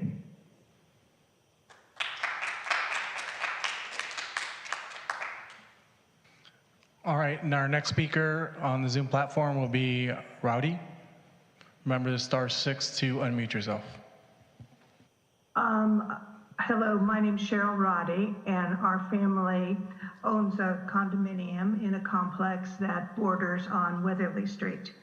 I'd like to circle back to the issue of micro units. And I've heard discussion tonight that it doesn't seem to make any difference that these are only 250 or 242 square foot units. But another government group in the same shoes as your planning commission had this situation presented to them just this fall. And it was a situation where the UCLA was proposing to the Board of Regents an approval for a dorm building specifically aimed to help low-income students. And the units were going to be 318 square feet. And I think the Regents' comments about this are informative because it's a very parallel situation. One of the Regents, and I'm looking to the LA Times report, said, I don't want to call these jails, but these really are good dorms. Another Regent noted that the research has found that micro units have been linked to negative mental health issues. And when a UCLA official said that he was trying to keep costs down for low-income students, the Regent said that this implication was for poor kids, for low-income kids, this density is okay. He went on to question the density. Our Lieutenant Governor is a ex officio member of the Board of Regents, and her remarks were that this trend of smaller and smaller spaces as campuses cram more students into rooms to address affordable housing is very worrisome. And she indicated that what it comes down to is your efforts to use every square foot of land to produce space for as many students as possible. But quoting her, she said, but there is a limit that can get us to the point where students can really experience negative mental health impact, but by the way they're being asked to live. To the extent the commission has power to do so, I'd ask you to revisit this issue of micro units and really question whether 242 square feet, 250 square feet is the type of housing that should be provided in West Hollywood. I don't support the plan as it's currently drafted, and to the extent the commission can, I'd ask you to look for revisions that would make the quality of life for those who actually live in this development an improved quality of life. Thank you.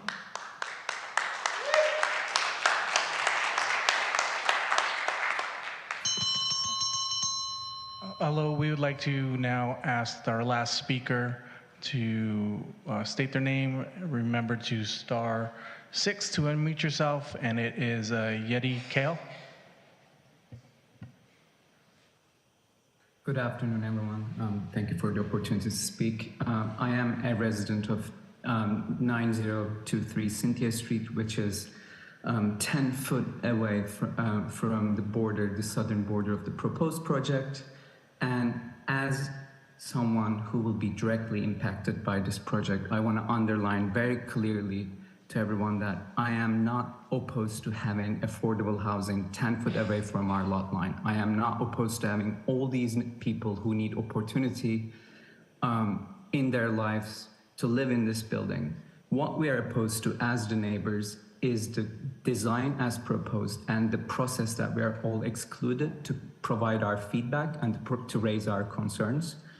I also want to underline that the report, the staff report, and I provided my concerns in writing with this, is so one-sided and so biased towards the development, which I want to give an example. The report refers to the standards that the public officials can make comments about the proposed plan, whilst underlining that they cannot be based on subjective or personal opinions. However, while evaluating the setback requirements and the concessions that are at your discretion, the report suggests that the proposal by the plan applicant for not providing the setbacks, but doing material modulations or facade movements in lieu of those required setbacks is sufficient. This is, in fact, a subjective statement by the staff and in no way can replace the measurable requirement of setbacks. So just to summarize, this is the right project. This is the right opportunity to the affordable housing, but we are strictly opposing to the design as proposed, which is not right for the scale, which is not right for the total units that will be increasing the amount of the traffic for our neighborhood. Thank you. Hello, Commissioners. We did have one more person that go ahead and raise their hand. And Kaylee Rogers, please *6 to unmute yourself. Hi, thank you so much. My name is Callie Rogers, and I'm a current resident of West Hollywood, and I'm calling to voice my support for the project. California, including West Hollywood, is in a housing crisis. While this project is bringing some inconveniences to some, it will be life-changing for others. WeHo is a dense urban area, and therefore big development should be expected, if not welcome. Someone earlier mentioned that if you have children, you need to think about the city's future, and he is so right. It's something I think about all the time. I really have no idea how my daughter will ever afford to live in WeHo at the rate things are going unless we get this housing crisis under control. I'm also very excited at the notion that people with chronic illness and transition-age youth will be included in this project. WeHo thrives off of its diverse population, and this will only add to our vibrant community. And given the fact that they have a massively long wait list, I have a feeling that everyone living in the building will be grateful and feel incredibly lucky, regardless if some believe that the square footage is too small. I really sincerely hope that we welcome our new neighbors at grocery stores, public parks, at our local library, and other fun events that the city has to offer. I take issue with the idea that people in affordable housing can't contribute or belong in this community. So thank you so much for listening to all the comments tonight. And yeah, I hope you approve this project. Thank you.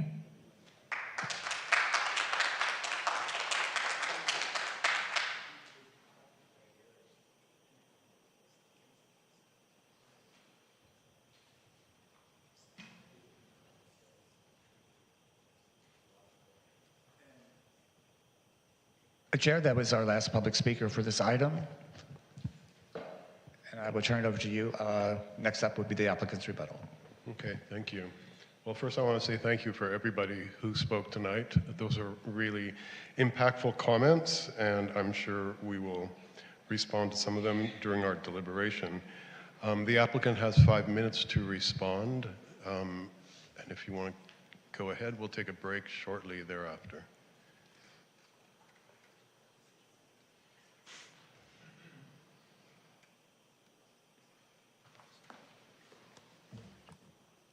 Thank you. I want to thank everyone who's come tonight sincerely and expressed their concerns about this project. We strive to be a good neighbor. We've been here for 35 years. We're not going anywhere. We're not trying to cram a project down anyone's throat. The majority of our properties are on neighborhood residential side streets, and most people have no idea that our housing is affordable housing. It's scary. Like people said, it's scary to try something new, but we're in a housing crisis, and we've heard about the need, and it's incumbent upon us to do everything we can to house the maximum number of people possible. Yes, the units are small. I mean, that's the way it is. But this housing is a choice. No one is forced to live in this housing. This housing is for people who choose to sacrifice square footage to live close to where they work, to live close to their community, to forego their cars, to forego transit, and just be in their community that they're otherwise priced out of. So we've listened to the neighbors. We've made some very significant changes, and I want to thank everyone for coming, sincerely, and I want to thank everyone for their comments, and I want to thank you for your consideration. Thank you, Ryan Lederman again. And really do appreciate the turnout tonight and the heartfelt comments. There might be somewhat of a misperception about who might live at Weatherly Palms. Low income is about $80,000 a year. And there were some comments tonight that said, these people won't shop at pavilions. They won't shop in the neighborhood. And that was Mr. Dickstein who said that. So to me, there's maybe a little bit of unease about those people who might live in the neighborhood. But those are people, and they have money, and they shop at grocery stores just like everyone else. I have not only pro bono counsel, I'm on the board, and I've been on the board for a long time. Our buildings are integrated into the neighborhood. We do not have issues whatsoever. I understand the legal arguments very clearly, and I think staff does, as well as the commission. You've been apprised of it quite well. The concerns about parking, this site has a parking ratio that meets the demand. State law says 0 parking. We are providing parking to meet the demand that we know in our experience is appropriate for the site. We're also additionally accommodating church parking, and there's a condition of approval that goes ahead and addresses street parking as well to alleviate some of the concerns of the neighbors. With respect to construction, there are about 27 conditions staff is imposing relating to safe conditions and construction management, and the corporation is obligated to abide by those conditions. So I understand that this is new and scary for some people, but we have projects in very wealthy areas. We just had a groundbreaking in Palm Springs, right next to Las Palmas, which is a very exclusive area. We have projects all across the Los Angeles and West Hollywood area, and they're seamless. And perhaps some of the residents could come and visit some of the existing facilities, some of the existing communities that are integrated into the fabric of the city. Thank you. Thank you. So I'm going to close the public comment portion of this hearing, and we're going to take a 10-minute break before we come back and do deliberation, in which the commissioners will have the opportunity to continue asking questions of staff and the applicant. Thank you.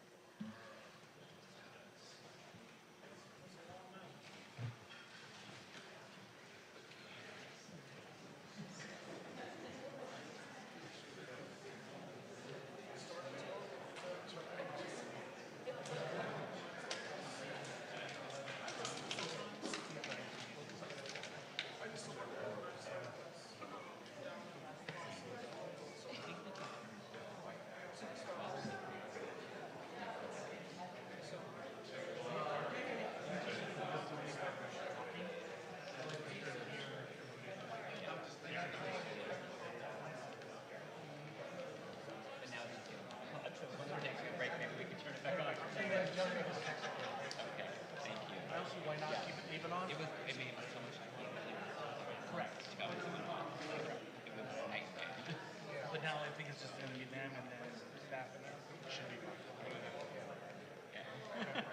So when you turn on, make sure you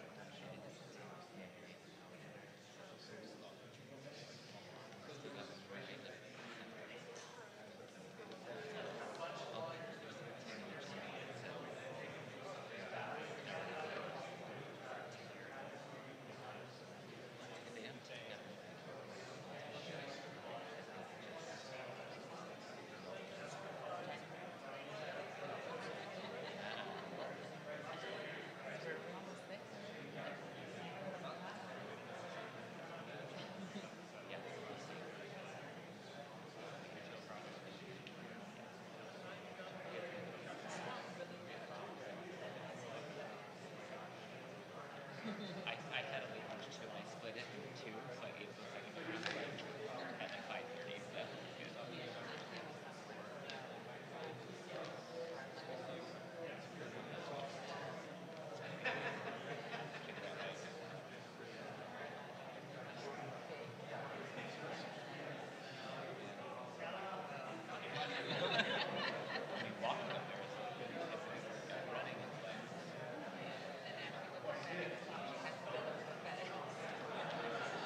So good.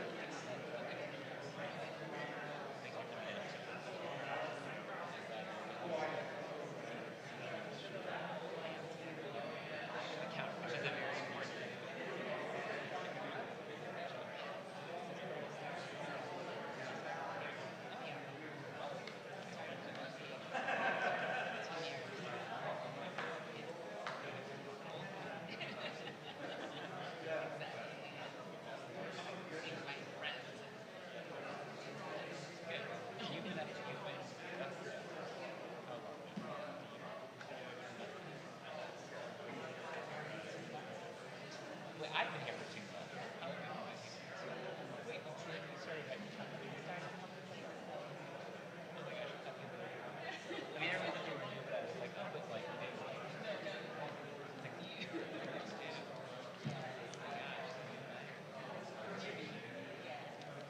But I've been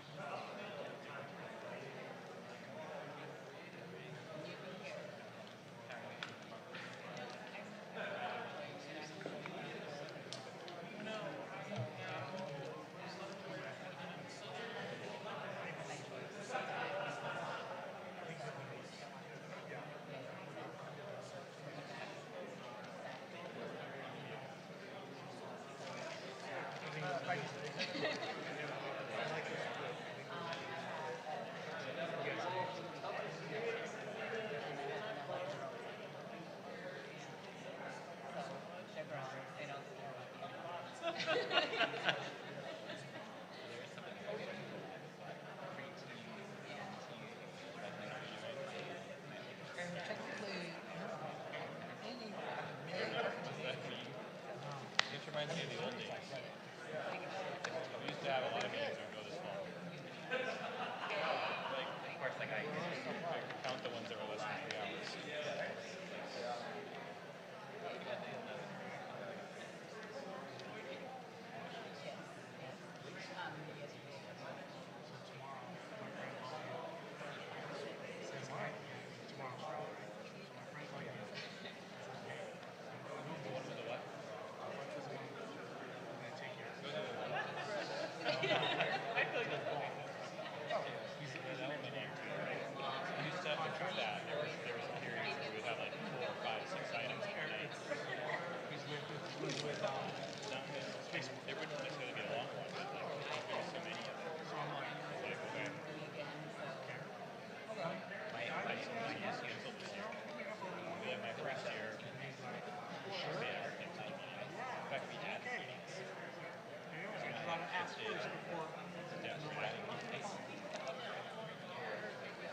Chrissy's giving him hard, and she's like, all right, I'm going to go. Everything. Have a good time.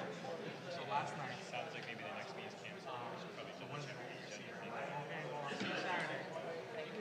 schedule. So I'm not going to see you tonight. I mean, it's something we probably could have right after. Friday.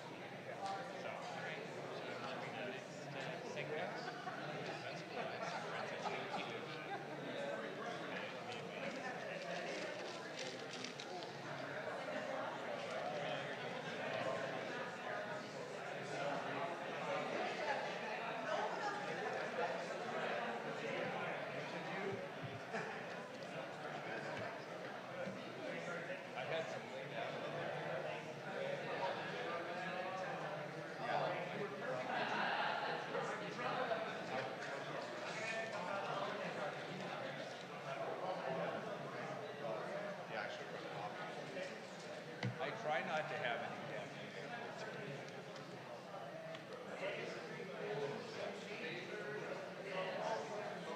I know, I go to bed. So, let me tell you.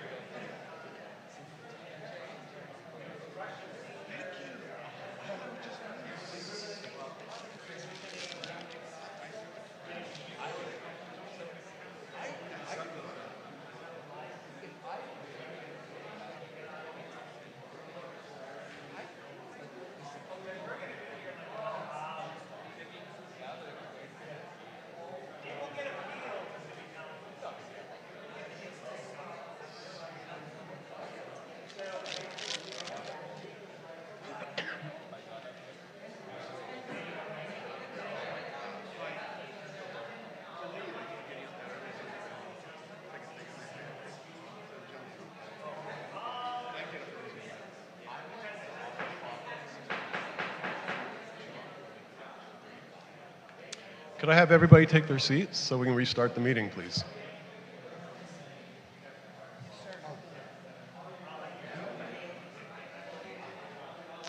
Could I have everybody take their seats, please?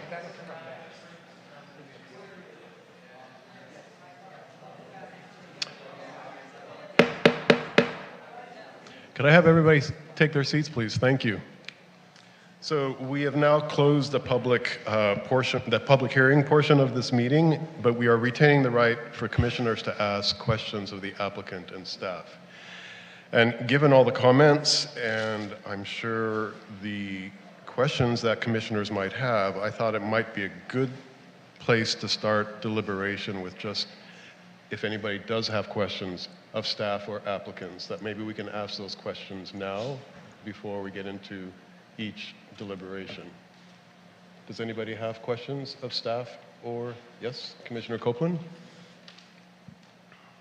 Thank you, Chair. Yes, if you don't mind.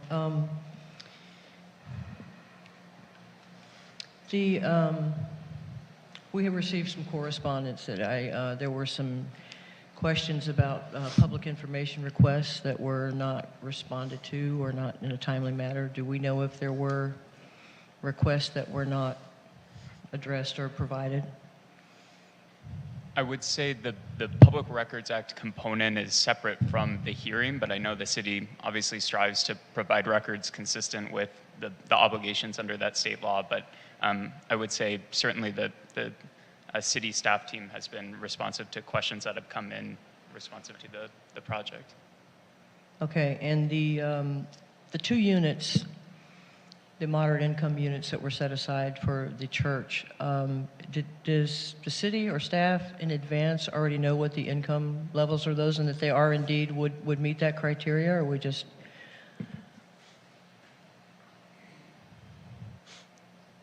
Those 2 units are income restricted as moderate income units, and so whoever goes into those units would have to qualify. Okay, so if something happened and they did not ultimately qualify, that would then Yeah, so are you saying if their income increased or if their income was already too high to qualify? Right, if we don't have that information now, I mean, what would happen if those 2 units did not qualify that have been set aside?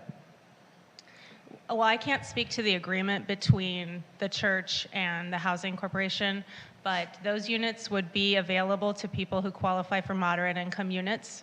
And so whether that's somebody that's affiliated with the church per an agreement or whether that's somebody else, it would be someone who income qualifies. Okay, thank you. Thank you, Chair. I do have a question for the applicant when that comes up, but that's it for staff. Thank you.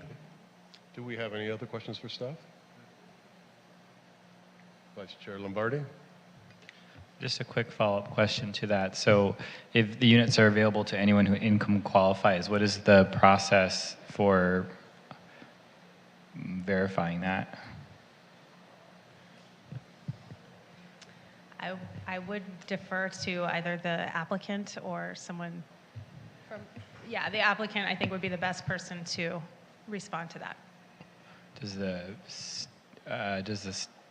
the city receive documentation, or I understand that the process that leads up to it might be different, but how does it hit the city? Like, how do you? Yeah, this is you. Allison Bartle. I'm with the Housing Department, Property Development Department of the city. So there's various income sources, funding sources on this project. And so it's not just the city and not just the applicant reviewing this project. They're going to win tax credits. They're going to have county funds. And these are all of the, lease up is reviewed by all the folks that are contributing to the project. So if you want to talk to the applicant about how the lease-up project works funding source by funding source, you can direct that question towards them. But again, this is income restricted, including the mod income units. Who verifies that it's being used as such? The city, the county if they win county funds, the state if they win state funds, federal funds if they win LIHTC funds. At this point, the project isn't fully financed, so that's still to be determined in terms of all the funders that will be on this agreement. So there would be some sort of documentation that the city would review. Yes. If funding was. What about only for funding purposes? I guess I'm trying to understand the process because it seems a little bit different than the typical that we hear here. Well, the city reviews it because of the funding tied to it. In this case, we put in a $10 million commitment, and therefore, we are tied to various restrictions that are in their regulatory agreements.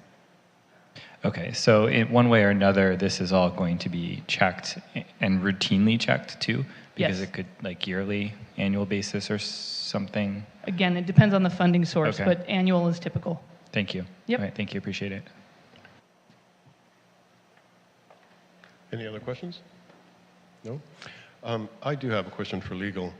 So by state law, we're required to make a decision on this project within 60 days with a 30-day extension. And I understand that that deadline is January 1st, correct? I believe the deadline based on when the CEQA determination was made by the city is in early January. Yes. Okay. If we denied this project, what are the recourses of a denial?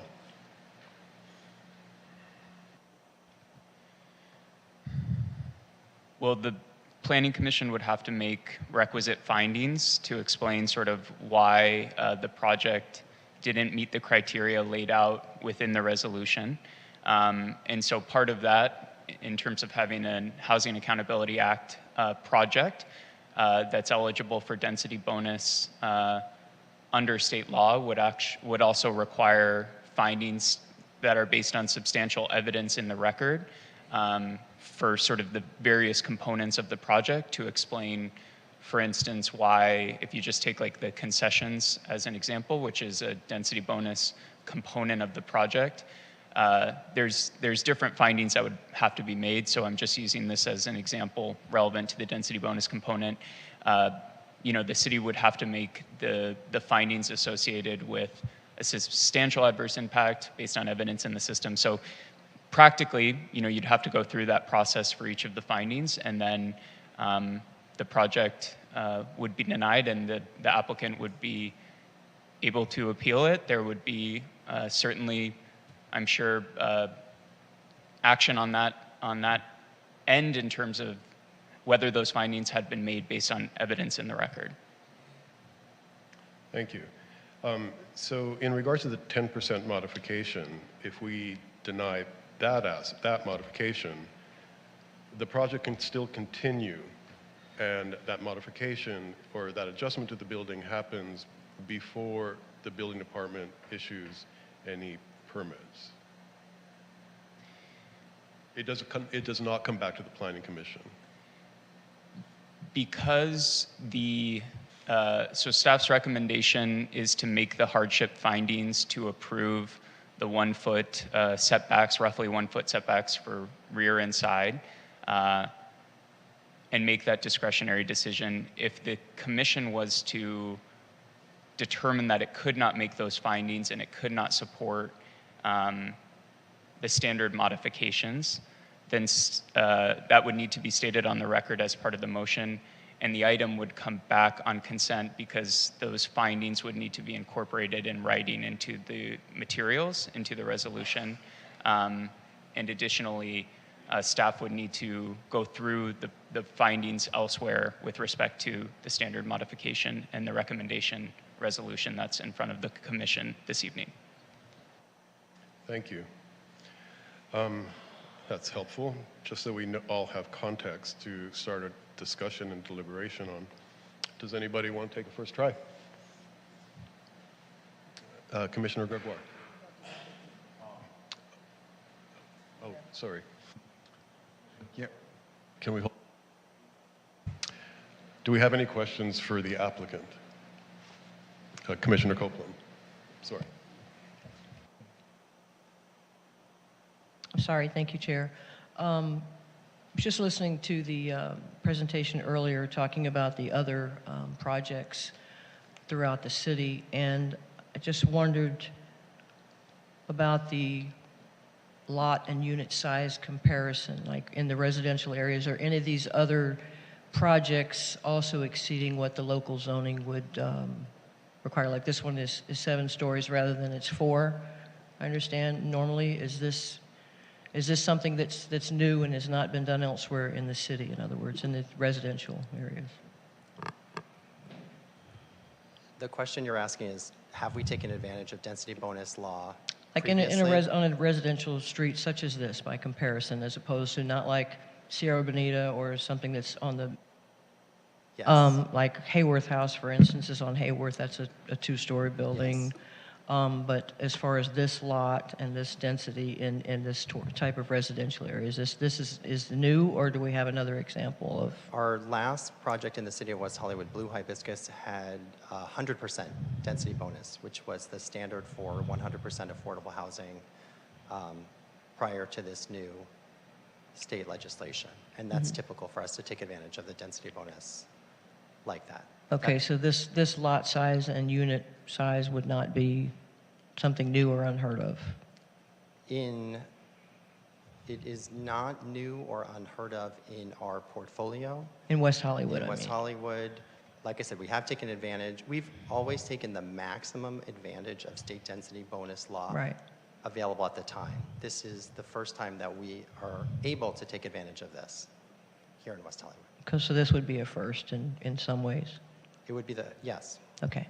Thank you for your time. Sure. I appreciate it. And just, if I may, your question in regard to the 2 church units, we do have the income information for the pastor and the groundskeeper, and they both qualify far below the income limits. Okay. Thank you. Thank you, Chair. That's it. Thank you. Any other questions for the applicant? No? All right. Commissioner Gregoire, sorry. Go ahead. I do support staff's recommendation to approve this project. I do appreciate all the community that came out to express their concerns about it. However, state law in recent years has been amended to really tie our hands. When I joined this commission 2 years ago, I thought this commission had a lot of discretion. We don't really have that much discretion anymore. State law has taken that away from us. I do believe the project meets all the requirements of the Housing Accountability Act and state density bonus law. We don't really have a basis to deny this project tonight. I know there are 2 small minor modifications that we do have discretion over, but I feel like those modifications are de minimis. They'll have a de minimis impact on the community. And I think it would hurt the project to deny those modification requests. There are aspects of the project that I have concerns of too. I'm not a fan of the concept of the micro unit. I'm open-minded about it, experiment with it. I have concerns about that. If I were in the state legislature, I don't think I would have taken local control away with respect to parking. State law says that we cannot consider the parking at all. We cannot require even 1 parking space in this project.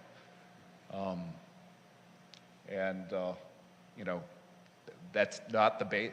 While I appreciate the concern that there will be a parking impact in the neighborhood, we can't legally consider that in making our decision tonight. I do appreciate, the residents have come forward, expressed concern about their views being blocked, their sunlight being blocked. Those 2 are not proper legal bases to deny this project this evening. So I generally support affordable housing. I'm thrilled that this project will be adding 88 or 89 affordable units to our city. I think that's a terrific thing. But my sense is that once this project is built, I think the neighborhood is going to realize that the negative impacts that they feared are not going to come to pass. I hope that's not the case. So that's all I have to say, and I'll be voting yes on an eventual motion to approve this project. Thank you, Commissioner Gregoire. Commissioner Matos. Thank you, Chair. Appreciate that. First of all, I want to thank every single member of the public that came out to spend your evening with us and to take the time to make a public comment. I want you to know that I listened to every single public comment intensively and that I've read every single public comment that has come in, even in the 11th hour. Your voices are heard, and I want you to know that. That being said, I do want to address some of the realities that we're facing with specificity and information. To Commissioner Gregoire's point, there has been several amendments to what's called the Housing Accountability Act. This has removed local control from jurisdictions. It's also given affordable housing developments the right to certain concessions and waivers that local jurisdictions are unable to consider. and unable to remove or to make a determination in a different direction. This isn't by way of a decision. This is by way of this is by way of a decision that was occurring in Sacramento in response to a very real housing crisis. And it has effectively changed how we look at projects. What are we doing here then? What we're here to do is to look at this project within the confines of the Housing Accountability Act. There's a very narrow set of criteria that we're allowed to look at per state law and actually consider whether or not this project meets those requirements. And when, while I definitely appreciate everyone's voice and I understand the concerns and I hear them, my job here is to look at this project in the confines of state law. That is the role. My mom and my dad used to say, you follow the law. And I'm gonna continue to do that. That's what we're doing here. When you look at the parking issue, specifically Assembly Bill 2097 passed in 2022 and went into enactment in January 1, 2023. What does AB 2097 do? It eliminates parking requirements for local jurisdictions. That means that a local jurisdiction can no longer say that you need to have 1 space per unit or 2 spaces per unit. It's just a reality. And I think to the point of the city attorney, and I'll try to make this in a short measure, is that if this project were challenged and taken to the state, it would stand because it's meeting the state law requirements. I promise you, I take the time to review every single project. I take this role so seriously because I love the city so much. I review every single line in this condition. I can cite them, some of them off of memory. And when I review this project, it meets the state law requirements. There's also just a lot of people were bringing up CEQA, the California Environmental Quality Act.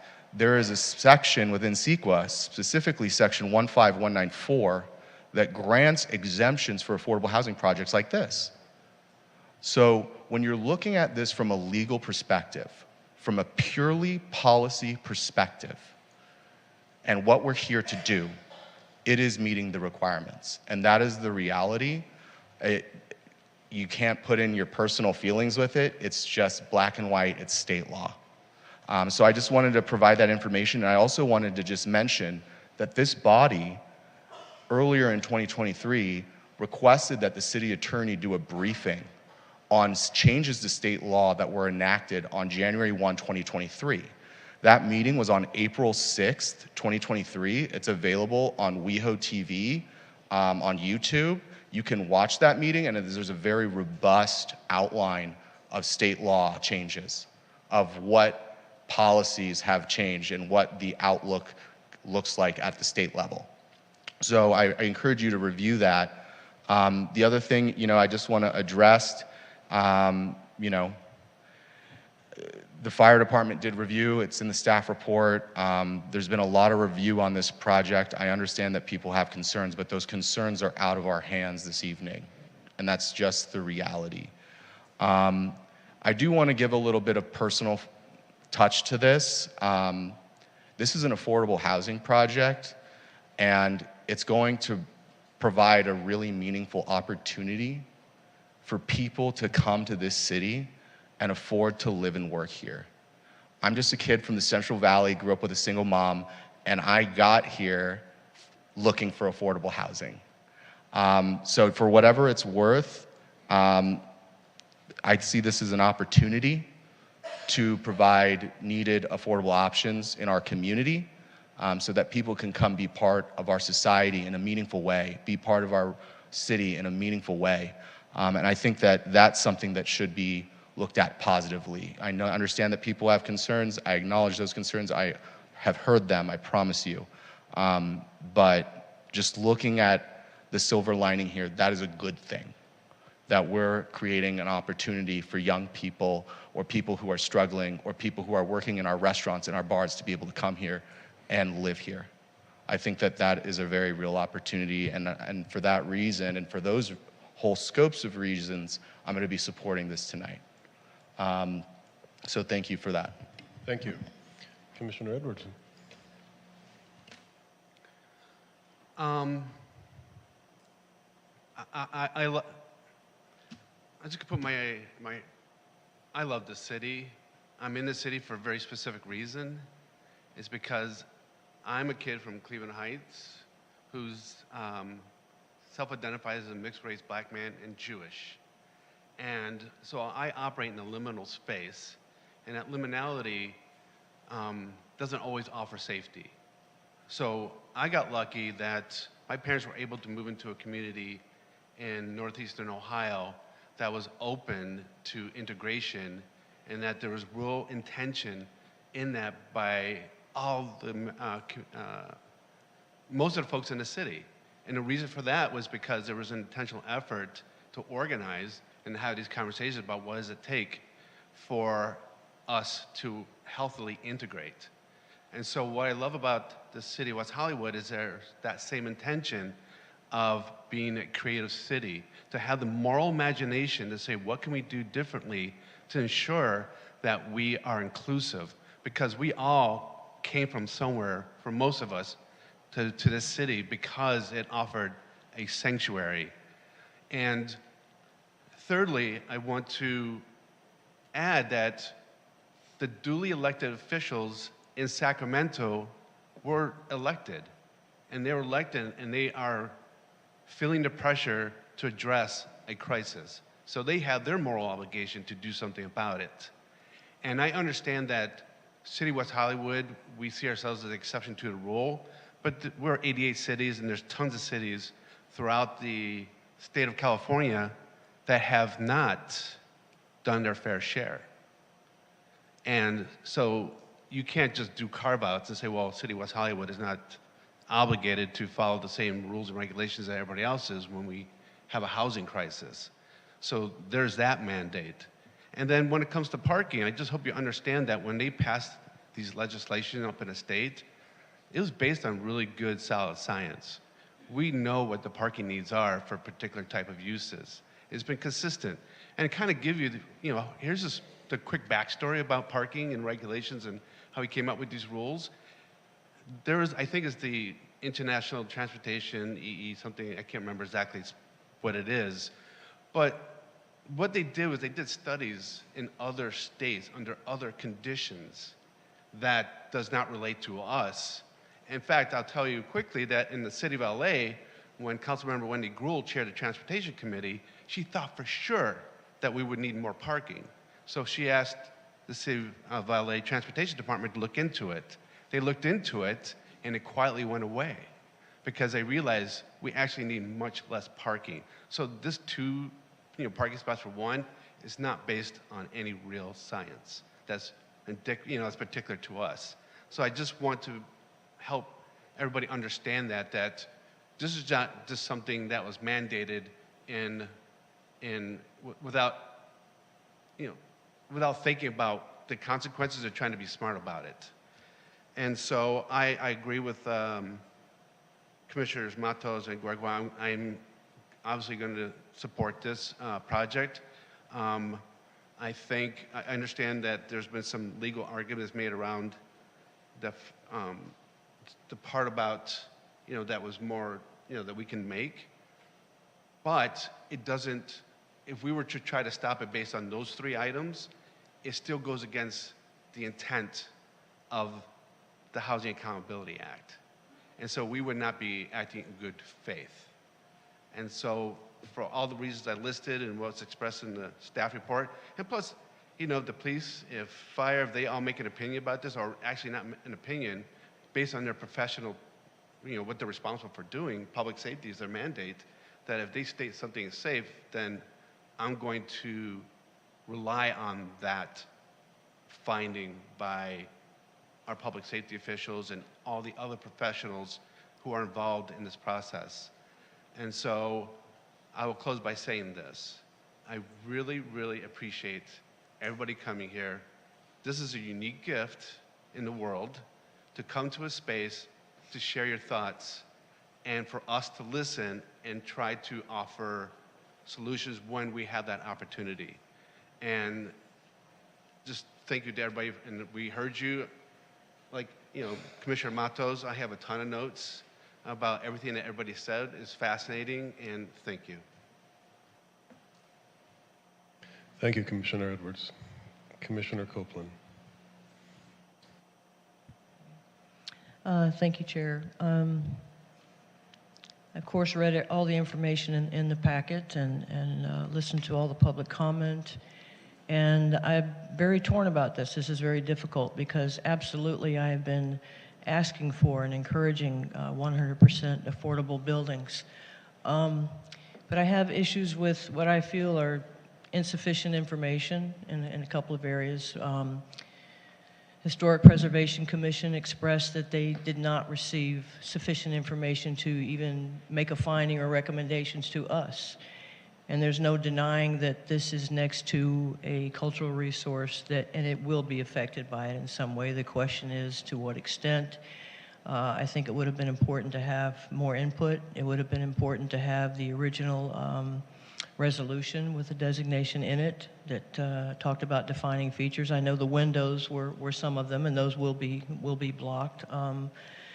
The UDAS agreement, which we were told was not in our purview, but in the staff report it did list item after item that was recommended, suggested, and those were not implemented. And this is supposed to be a cooperation and partnership. We don't know to what degree. I'm uncomfortable with, if they were to remove the top floor and there were no modifications, which exacerbates the massing. There's no denying that. If we had a CEQA study in EIR, I mean, that would be different. I think I would have sufficient information to just be over the line, okay, I'm confident with this, I'm comfortable with it. Right now, because I'm not confident that I have the information to make that kind of a decision, and I'm aware of what we are required by law to do as well on the other hand, but I think not only are we rendered impotent in some things by state, but that we do need sufficient information, and I don't feel that we've received that. So my thought right now is that I'm going to need to abstain from this because of these concerns.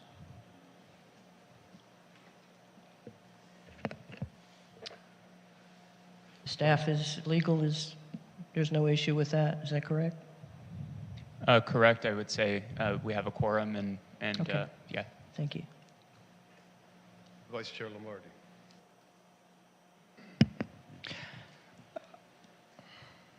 Thank you. Well, first of all, I do want to say it was really refreshing to see so many people in the audience, and especially some of you that have held out here to this point.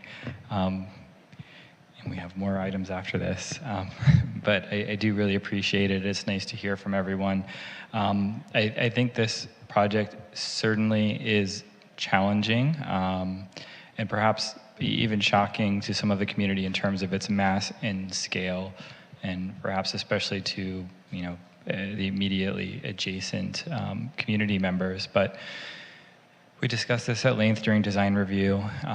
We did make suggestions. Some of those have been implemented. And at the end of the day, to me, it appears we don't really have discretion over the height or the density of the project.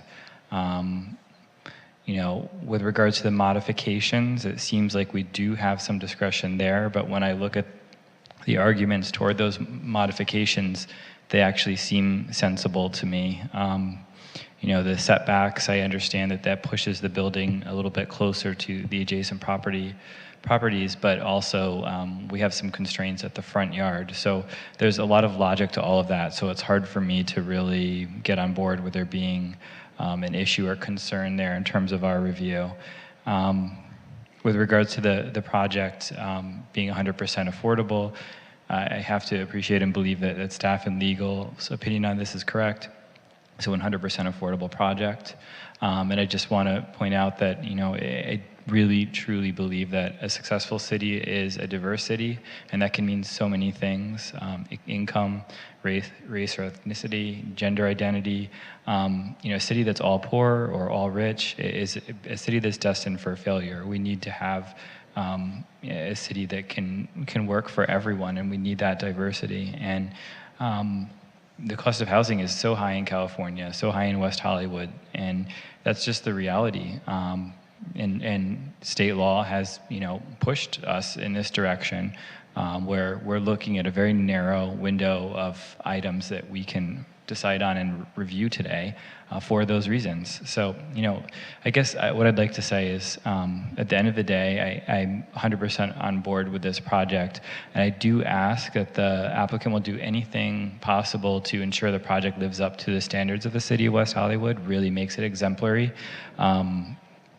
I know that there's a lot of challenges on a project like this, so if you can be accountable. I know we were hard on everyone during design review, and maybe even now. We're coming from a space of wanting to make the project a success. I would suggest that you look at doing anything that is possible to increase the size of the units, maybe implement more Juliet balconies that are open to air but don't have outdoor patios per se. I trust that there's some opportunity for continued refinement. We've already seen some of it since this went to design review. Laundry, disbursement of laundry facilities, not consolidating them all to one area. I still believe that would be very helpful, given the residents that would be in the building. But ultimately, we have challenges with population, environment, all the housing issues that have been stated. So I really appreciate all of the feedback that we've heard today from everyone that's been out here. I'm in principle on board with the project, and I think it's going to be an adjustment for people, but it's what we need. I do have one minor note. I am a little bit concerned about safety factor with the parking and the unusual condition that we have people that are not residents using it. So I guess one suggestion I have is if we include some sort of condition, such as, what did I write here? A representative of the church needs to monitor the parking during the times in which parking is made accessible for persons utilizing the church and related church services. I just want to make sure we're covered there because it is a little bit unusual. And I think there's multiple ways that could be handled. So I don't want us to overly prescribe what that is, but I think that would be a welcome adjustment that I would really push for. Otherwise, I am in support of the project within all the considerations that we've had. I realize it's a dense project, but it is exciting to have a 100% affordable project. I think that the city needs it, and it's large, but again, we need to make housing, so here we are. Thank you, Vice Chair Lombardi. These have all been very thoughtful deliberations and comments, so I won't repeat what's already been said. As you all know, I'm a proponent of micro units. I believe that, making our carbon footprint smaller is something that we should all esteem to do. And it's important in regards to our immediate environment and our global environment. So I don't have an issue with the smaller units, and like several of the public comments mentioned, it's preferable than not having a home, and it gives people a launching pad to move forward, and I think that's commendable. From a design perspective, which I know we're not discussing, but since it came up so often in public comment, just everybody should know that the applicant has no reason to take in any of our design comments if they don't want to. And they did. And they crafted quite a beautiful building. And they did respond to some of the comments, not all of them, but regardless, it's still a well-crafted building. And like one of the other public comments that was made, was like, we're looking at the city now, or some of us are considering the city the way it looks now, as opposed to maybe in 10, 20 years from now, when a generation has moved through and the city has fundamentally changed. And this building could be setting a precedence for the future of our city. And from that point of view, the well-crafted, well-designed project is something that would be good in our environment because it sets a high bar for future projects. I also want to address, because there was a letter that implied that they wished the new building reflected the language of the church, the design language of the church. And, you know, from my perspective and from my experience having doing lots of projects in the city of LA, where they always ask that when you're near a historic resource, you juxtapose that project as much as possible. You don't try to mimic what's next door or what you're adding onto, because it muddles what's historic and what's new. And I think in this regard, this project clearly makes a statement that I'm new and the church is historic and the two are not muddled.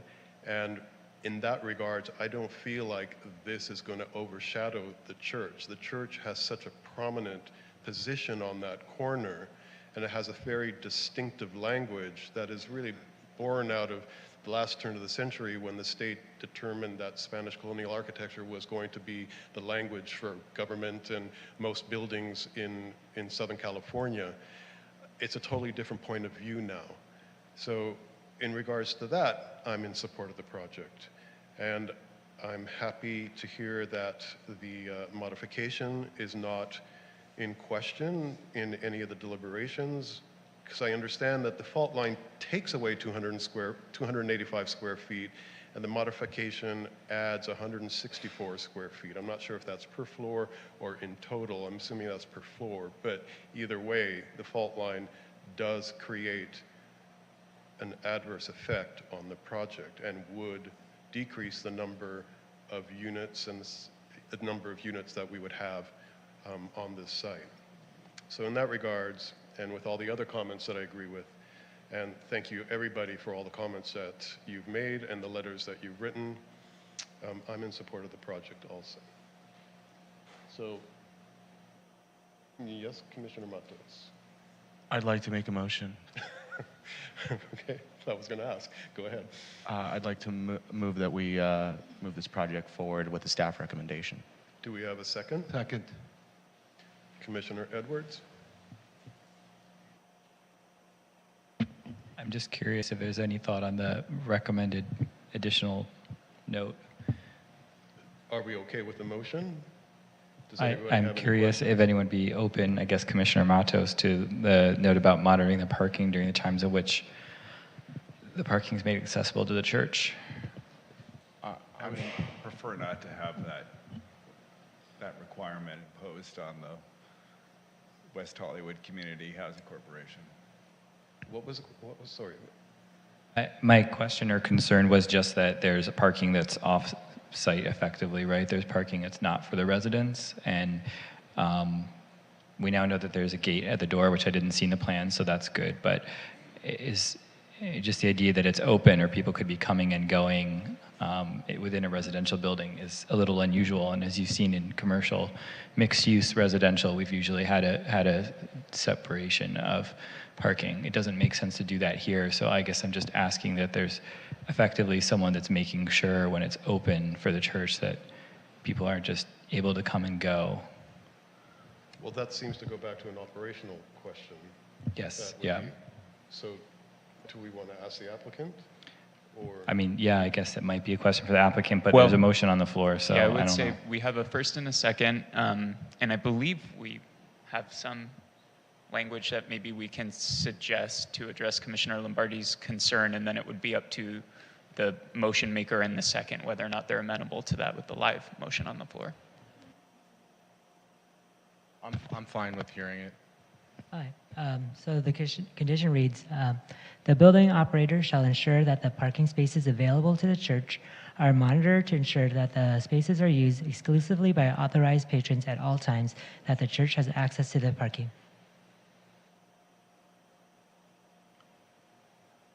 Commissioner Matos, are you okay with that? I'm okay with it, but I would also ask my colleague. Commissioner Edwards, yes? And my other colleagues where they're at with that. We're fine. Chair. Commissioner Copeland, anyone? She's abstained. Okay. Okay. Cool. I appreciate that. We Thank have you. a motion, I think we have it. a second. Yep, and just to note on the record, so the motion as approved by, or as modified by the motion maker and the second has the condition that was just read into the record regarding parking authorization. And so that is the current motion to approve the project as recommended with that one additional condition of approval. Yes.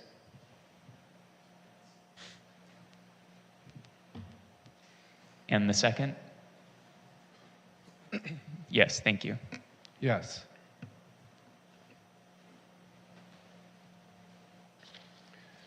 And the motion passes. 5 ayes, 1 abstention, 1 with absence. The Planning Commission just approved Resolution PC 231534. Memorializes the Commission's final action on this matter. This action is subject to appeal to the City Council. Appeals must be submitted within 10 calendar days from this date to the City Clerk's office. Appeals must be in writing and accompanied by the required fees.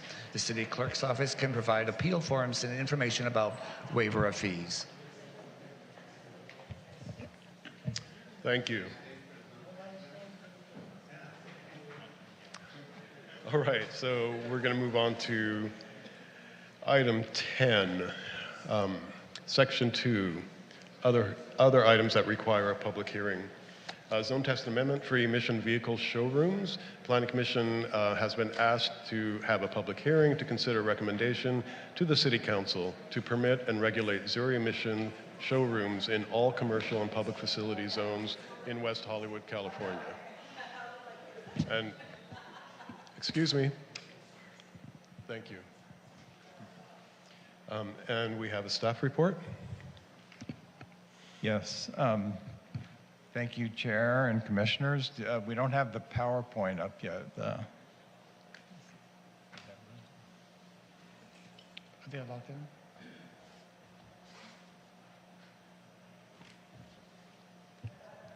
We're waiting for the connection to the Zoom platform. Okay.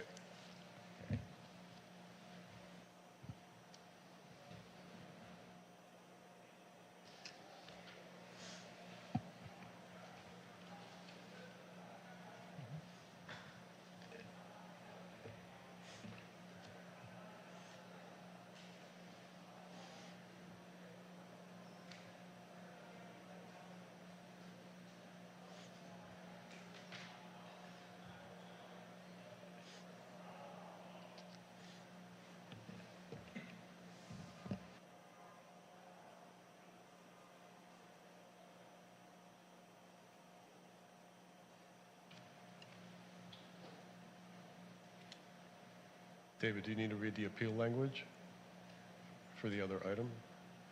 I'm sorry? Did you need to reread the? No, we're good to go now. Okay, great. Okay. Thank you. Ready, Francisco? Yeah, thank you, Chair and Commissioners. I'm Jerry Hiddleman, a contract planner with the city. And as stated, the item before you tonight is a zone text amendment to allow zero emission vehicle showrooms in all commercial zones.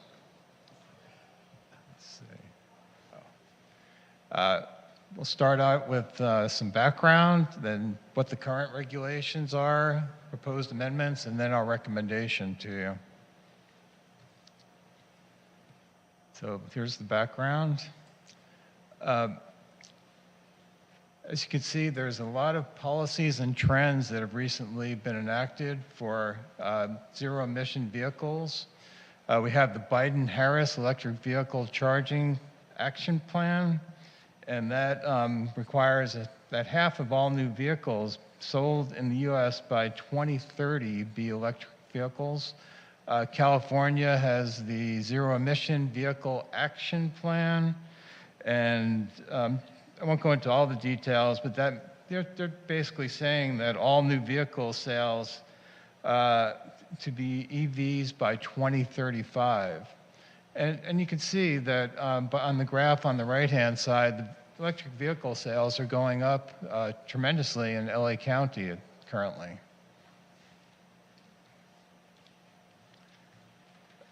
Right now, there's only one car dealership in the city. That's the Specialty Car Collection. It's up on Sunset Boulevard, 8929 Sunset Boulevard in the Sunset Specific Zone, specific plan zone.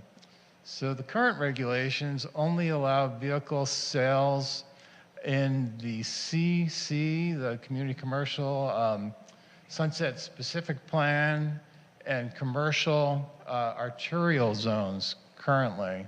So it's pretty limited to the major roadways, Santa Monica Boulevard, Sunset Boulevard, so forth.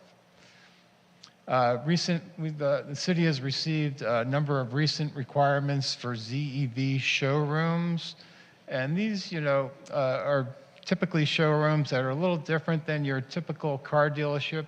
I will go into it, but they're smaller, and they have an interior gallery and maybe a little bit of a community space in there as well. So it's a little bit different. So here are some of the differences. Sometimes you can order the vehicle online, although you can order other vehicles online, I realize now as well. There's no typically on-site inventory, only the display models. You can do test drives either by appointment or you can show up in some of these dealerships as well. There's typically, again, no on-site repair shop. It's a reduced footprint, they're smaller, and they call themselves concierge instead of salespeople. So here's some pictures. You've probably seen them around town. Tesla, Lucid, Polestar, and then Rivian also. So one example, down on the 3rd Street Mall in Santa Monica, they have, Tesla's been there for a while, so maybe you've seen that one. And then the proposed amendments are, we're looking at new definitions. So we're looking at a zero-emission vehicle definition, which, let me see, I'll read that off to you. Have it in the staff report right here. So that is a vehicle that does not emit exhaust gas or other pollutants from the onboard source of power under any and all possible operational modes and conditions. And that includes plug-in electric vehicles, and it also includes fuel cell electric vehicles that are coming on board now as well. Then the other definition we're looking at adding is zero-emission vehicle showroom, and that's a retail establishment focusing on zero-emission vehicle sales, display, and consumer education. And it does not include, as we stated, vehicle repair, vehicle part sales, or vehicle rentals, delivery from the site, or exterior vehicle storage, except up to a maximum of 5 test vehicles. So we are proposing a new section in the zoning code, which would be that the ZEV showrooms are a maximum of 10,000 square feet. They have a circulation plan approved for circulation and egress and ingress to the site, and how they would do their test drives also. Display and screening requirements for on-site vehicles only, and no ZEVs shall be parked in the public right-of-way. Maximum of 5 vehicles in the showroom, and maximum of 5 ZEVs for test drives on site. So it'd be a smaller operation. This came from the Long Range Planning Subcommittee. They recommended that there be only 1 space per 1,000 square feet of showroom or the retail space. And that would be for parking on site. And then here's with the zones where these EV showrooms would be allowed. So it would be the commercial neighborhood on the left, the Sunset Specific Plan, commercial arterial, commercial regional, the Pacific Design Center, and also the public facility zone. And I highlighted the two that where vehicle sales are currently allowed, which are in the middle. So with that, staff recommends that the Planning Commission adopt a resolution recommending that the City Council approve an ordinance allowing ZEV showrooms in all commercial and public facility zoning districts, and finding that the action is categorically exempt from CEQA. Thank you, and we're available for any questions or feedback at this point. Thank you, Jerry. Do we have any questions for staff? No? Vice Chair Lombardi? Am I really the only one? Oh, people are hiding, I see. Oh, okay, well, since I'm talking, there's a couple of questions that I have. I mean, this all makes sense to me. I'll save some comments for deliberation, but I know parking is something that has been flagged and I'm concerned about too. So, you know, are they going to put curb cuts or other things in to get vehicles into and out of the showroom? And then related to that, I understand that it's 5 vehicles in the showroom up to and 5 vehicles for testing purposes. So I'm also wondering, when one is scheduling a car for a test drive, are they then going to ask for some sort of a loading zone, for lack of a better word, to pull that car up to? Because I know that sometimes when we see like a bar, a restaurant, or other larger development mixed-use projects, there may be a loading zone that's requested and sometimes welcomed. It may encourage fewer people to drive and park and take more parking. In this case, it kind of is a different purpose because it's for the service of that business. So I'm wondering if those concerns need to be addressed, the curb cut and the idea of a loading zone. And I realize that could be done at director level, but there may be some confusion in intent. And maybe that's a part of deliberation too, but I'd like to hear staff's thoughts on that. Sure. I can add that as a policy, our engineering team and our public works team do not support curb cuts for commercial enterprise for retail development. We did mention this to the team and they said they would not allow that. With regards to the loading zone, they did mention that they would treat this as any other request for a loading zone, like the restaurant case that Vice Chair Lombardi just mentioned. It would be on a case-by-case basis. So if a request came in, they would have to study, where is it located? Are there any other impacts? Would parking meters have to be removed, and therefore some of that revenue has to be recouped? So it's sort of on a case-by-case basis. I would venture to say if the commission wanted to prohibit both of those things, we could add some additional language into the zone text so that we just explicitly prohibit that. But at least with the loading zones, it sounds like our engineering team would just look on it on a case-by-case basis, and they wouldn't permit it where it wouldn't make any sense. Okay, and then maybe for some additional context, a restaurant, I mean, there's sometimes a need for a valet or something, so things can change over time. But they wouldn't be asking for a curb cut, but they might be asking for a loading area, right? That would be the difference between a restaurant case, for example, and something like a ZEV showroom. Right. Yeah, and potentially the showroom could have on-site parking as well. Like some retail establishments have parking already on the lot, so there would be no need for a loading area, a drop-off or pickup in front of the venue. So again, that's why it kind of depends on a case-by-case basis. Okay, thank you. That's the only question or two questions that I had. Commissioner Copeland.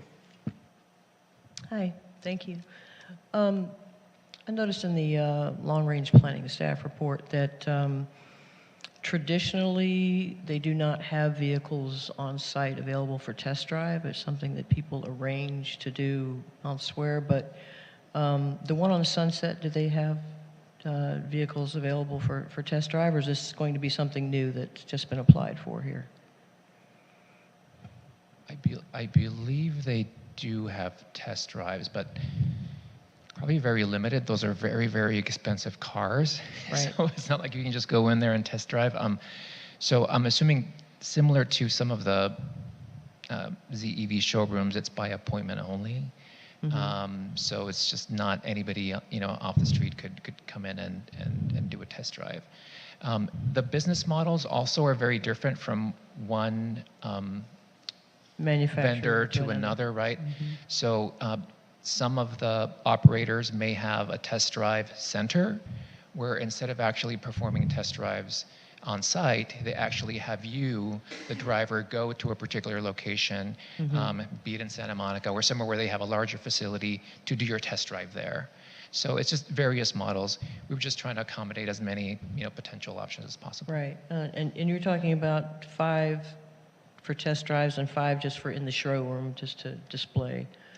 So it'd be 10 total, but only 5 of those would be actually driven test drives. Is that correct? That's correct, yeah. And we've sort of chosen number 5 because right now I believe Tesla's probably the one company that has the most number of vehicles. And as of now, they have 5 vehicles. So if we had a Tesla showroom that wanted to showcase all of the different vehicles. That's where the numbers came from. It would be 5 because as of now, okay. They're All the right. largest manufacturer. Thank you. That's it for me, Chair. Thank you. Any other questions? Nope. I'll open the public speaker portion of the public hearing. Do we have any public speakers on this item? Chair, we are all clear. Okay, so then I'll close the public speaker portion of the public hearing, and we'll move on to commissioner deliberation. Commissioner Gregoire, thank you. We looked at this at long-range planning, and we didn't see any concerns. So I will support it again this evening. Great, thank you. Commissioner Second. Edwards? If that's a motion, I'll second it. Is it a motion? Yeah, okay, so we have a second, but we'll finish off comments. Commissioner Copeland? Nothing? Commissioner Matos? No? Vice Chair Lombardi? My only comment / maybe question for deliberation is after hearing staff's explanation, I'm not as really concerned about a request for a loading zone or area that came up, and who knows what the scenarios are, right? I do wonder if the curb cut is like something that might want to be put into the code just so we don't wind up with curb cuts or completely lost parking all the time, to make it really clear to the applicant before they come in with a request, and then this city needs to explain their standpoint. I don't know. I'm curious what everyone else thinks. But then, and beyond that, my opinion is, I like that that we're looking at this zone text, and I feel like retail has been a challenge, and all cities struggle with, how retail is utilized and encouraging it versus, vacant space. And so this allows some additional opportunity, and it does seem like the way that these stores operate is quite different than a typical car sales, location, which would potentially have a lot of other negative impacts, more cars coming and going, more people coming and going, parking, and then also lots of test driving, all that. So I'm generally in support of it. I'm kind of curious about the curb cut, but otherwise, hey, there's already a motion in a second. So I wanted to give my opinion before we race and see if anyone has any thoughts on that. Any further comments on that? No? Okay. And just for the record, so the motion from Commissioner Gregoire with the second from Commissioner Edwards was to approve staff's recommendation to recommend the zone text amendment to the City Council. Yep.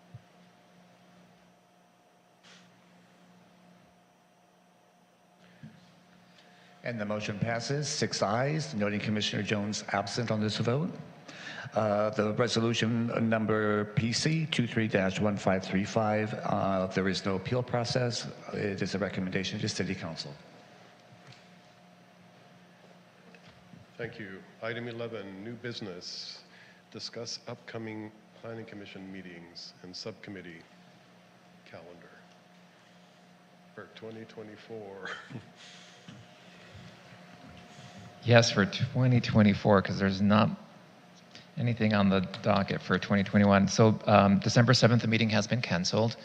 I think December 21st, the meeting has been canceled or will be canceled tonight. Are you giving the update? What is that? Are you giving the update? Yes. Because this is for the approving of the calendar for Oh, next sorry. I was already one agenda item ahead, so I will retract all of my statements. I'll jump in real quick. Staff just basically has two dates that we'd like you to consider. I believe it's April 20 or December 19th, which is the optional last meeting of the year that we have historically always canceled. You can leave it open in case we do need it, or you can cancel it. So that would be your prerogative. And then we'd also like to question you on April 25th. That's Passover. It doesn't actually fall on Passover Day, but it is part of the Passover holiday. So that would be an optional date if you want to cancel or keep it open for a date, for a meeting date. So those are really the only two dates. The other dates are pretty standard for cancellations. Okay. So now, sorry, I'm lost. Where are we on the agenda? The calendar. Oh, I see. Okay. So do we have comments on that? Anybody have any opposition to that idea? I think everybody. The question is, if we're okay with keeping the dates open for April? For clarification, so this is for 2024. So December 19th traditionally would be. It would be canceled, yeah. And then you're saying April 25th It's in the Passover holiday. Yeah, but it's not on the first. But it's right, correct. Okay. I have a question, if I may. Sorry, question maybe for David, because I think we have a potential meeting that may be canceled this year, but would there be the option if we find that, like, let's say there's a housing project or something else that we could enable a date as it gets closer if we found that we knew that something was coming our way and it was time sensitive? Yes, that is possible. I mean, I know that's not ideal for planning, but yeah, it's not irreversible. It's not we can do that. I don't know if that helps or hurts, but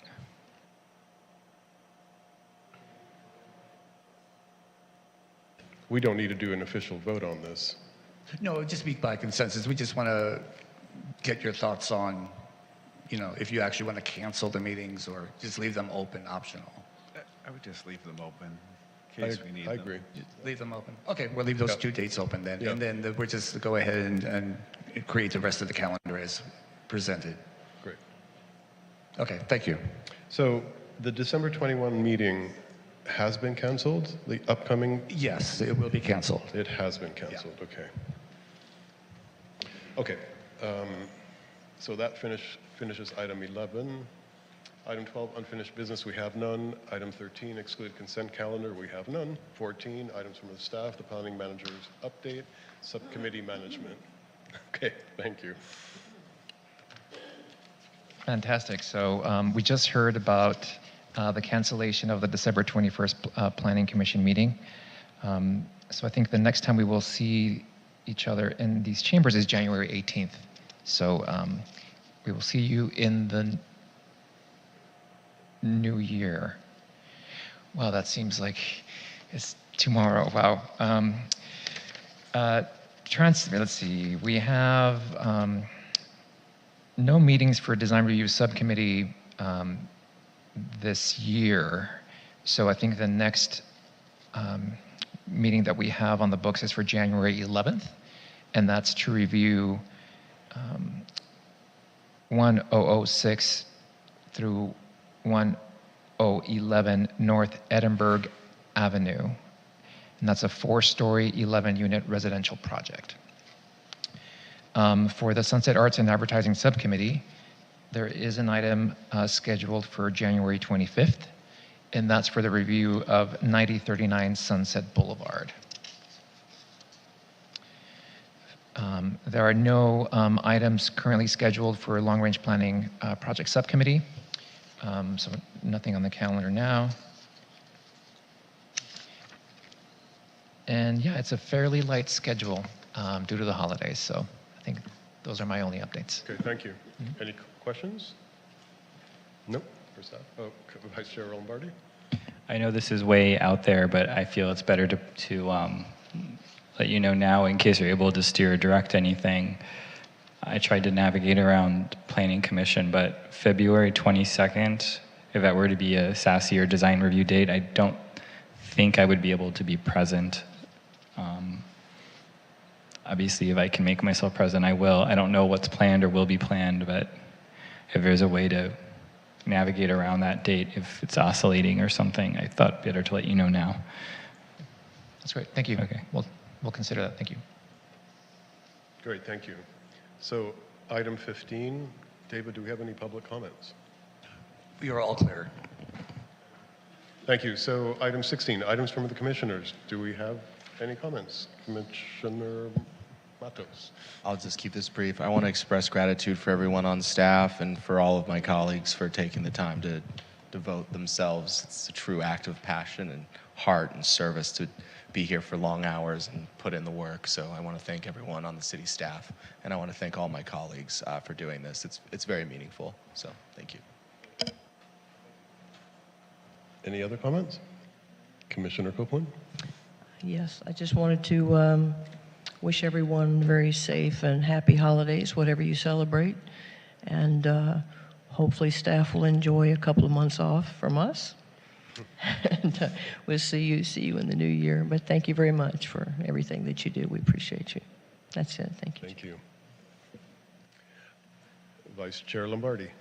I can't believe this is a year-end closeout already, but I mean, yeah, thank you for all of your hard work this year and the commission as well. You all are lovely people, and it's so nice to be a part of this. And especially thanks for today's meeting. I know it was a lot and challenging. So I guess we won't be seeing you until 2024.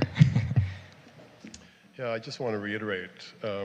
First, tonight was an amazing night. All the public speakers that came out, that was impactful and insightful and really appreciated. Obviously, it impacted how we felt and some of the things that we said.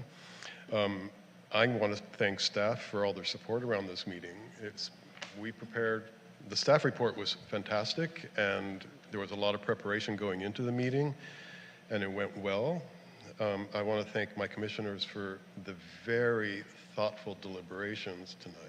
I thought they were totally on point, very respectful, and really understood the situation that we're in and how we need to proceed. I think it sets a good precedence. And I want to wish everybody a happy holiday. And I look forward to seeing everybody in 2024. So we will adjourn this meeting till January 18, 2024. Happy New Year.